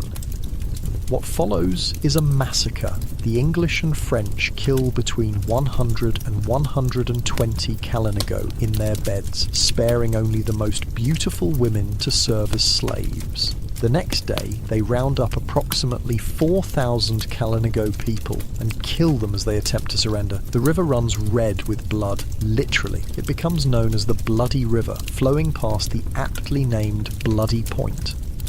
With the Kalinago people eliminated, the European colonists face a new problem. Who will do the labour-intensive tobacco farming? Their solution is to import enslaved people from Africa, and so begins one of the darkest chapters in the empire's history. The slave trade will become a cornerstone of British colonial economics, bringing immense wealth to some, while inflicting unimaginable suffering on millions. As the 1620s progress, England continues to expand its Caribbean presence, settling Barbados in 1625, Nevis in 1627, and Montserrat and Antigua in 1632. These islands become crucial to the growing empire, producing valuable crops like sugar and tobacco. But the empire's foundations are still being laid. The dramatic expansion that will make Britain the world's dominant power is yet to come. The seeds have been planted, however, in North America, in the Caribbean, in India. Over the next several centuries, these seeds will grow into the largest empire the world has ever seen. As you lie in your bed tonight, comfortable and safe, think about those early colonists facing unknown dangers, battling harsh elements, making desperate choices. Think about the indigenous peoples whose lives were forever altered by European arrival. Think about the enslaved Africans torn from their homes to labour in foreign lands. The story of the British Empire is one of extraordinary human achievement and courage, but also of exploitation, cruelty, and cultural destruction. It's a complex legacy that continues to shape our world today, and this is just the beginning. The empire will grow far beyond these early footholds, eventually encompassing nearly a quarter of the Earth's land surface and ruling over 458 million people. But that's a story for another time. For now, as your eyes grow heavy and sleep begins to claim you, remember that history isn't just about kings and queens, battles and treaties. It's about ordinary people living through extraordinary times, making choices, some heroic, some horrific, that echo through the centuries. The British Empire began not with grand designs of global domination, but with survival, opportunity, and a gradual expansion that would, over generations, reshape the world in ways no one could have imagined. The year is 1534, and King Henry VIII is about to do something absolutely bonkers that will change England and eventually the world forever. Imagine waking up one morning to discover that your country has an entirely new religion because the king couldn't get his wife pregnant with a boy. Yeah, that actually happened. But let's back up a bit. Henry VIII had been married to Catherine of Aragon for years. They had a daughter, Mary, but no male heir, and Henry was obsessed with having a son to inherit his throne. The king's moods are darker than a storm cloud, whispers a servant in the royal kitchens. He paces the halls at night, muttering about sons and succession.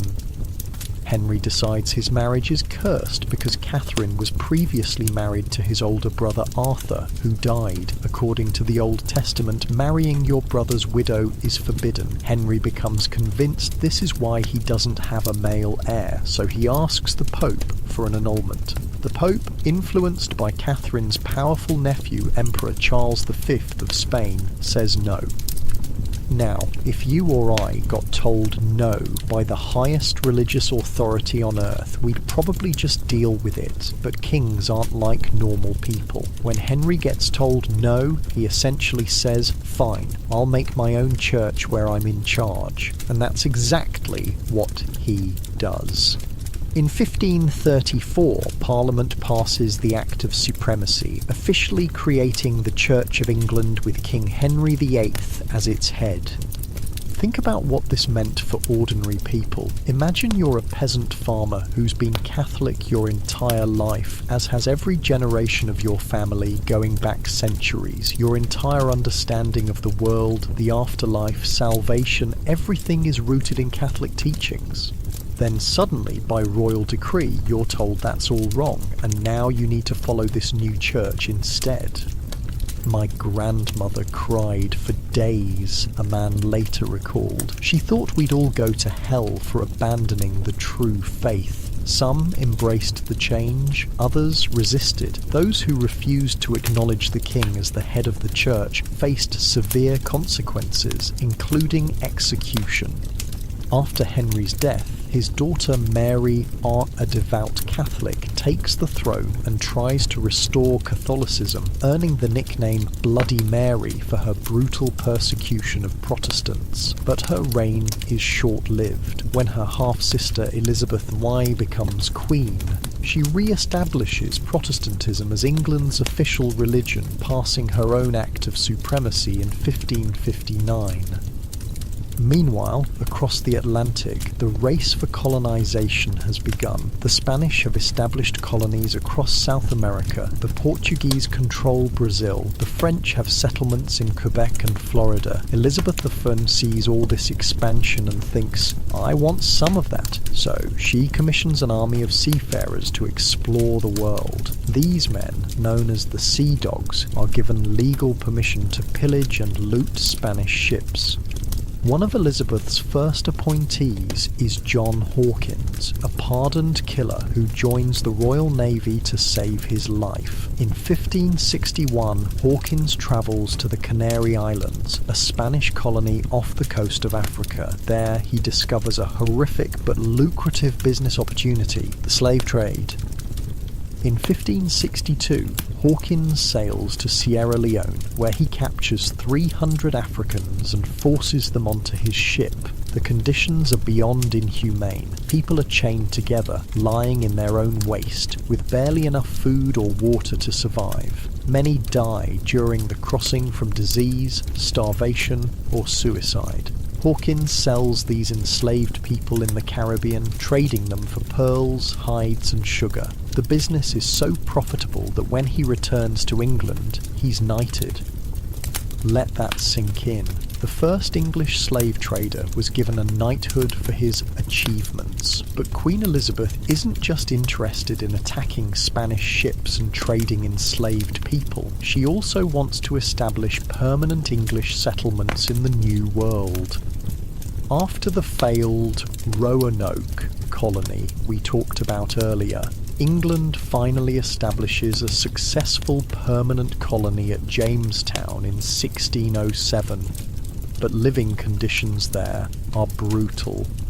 The water tastes like someone pissed in it, a colonist writes home, because someone probably did. The Jamestown settlement is located on a swampy peninsula with brackish water that makes everyone sick. Mosquitoes bring malaria. Poor sanitation leads to dysentery. Food is scarce.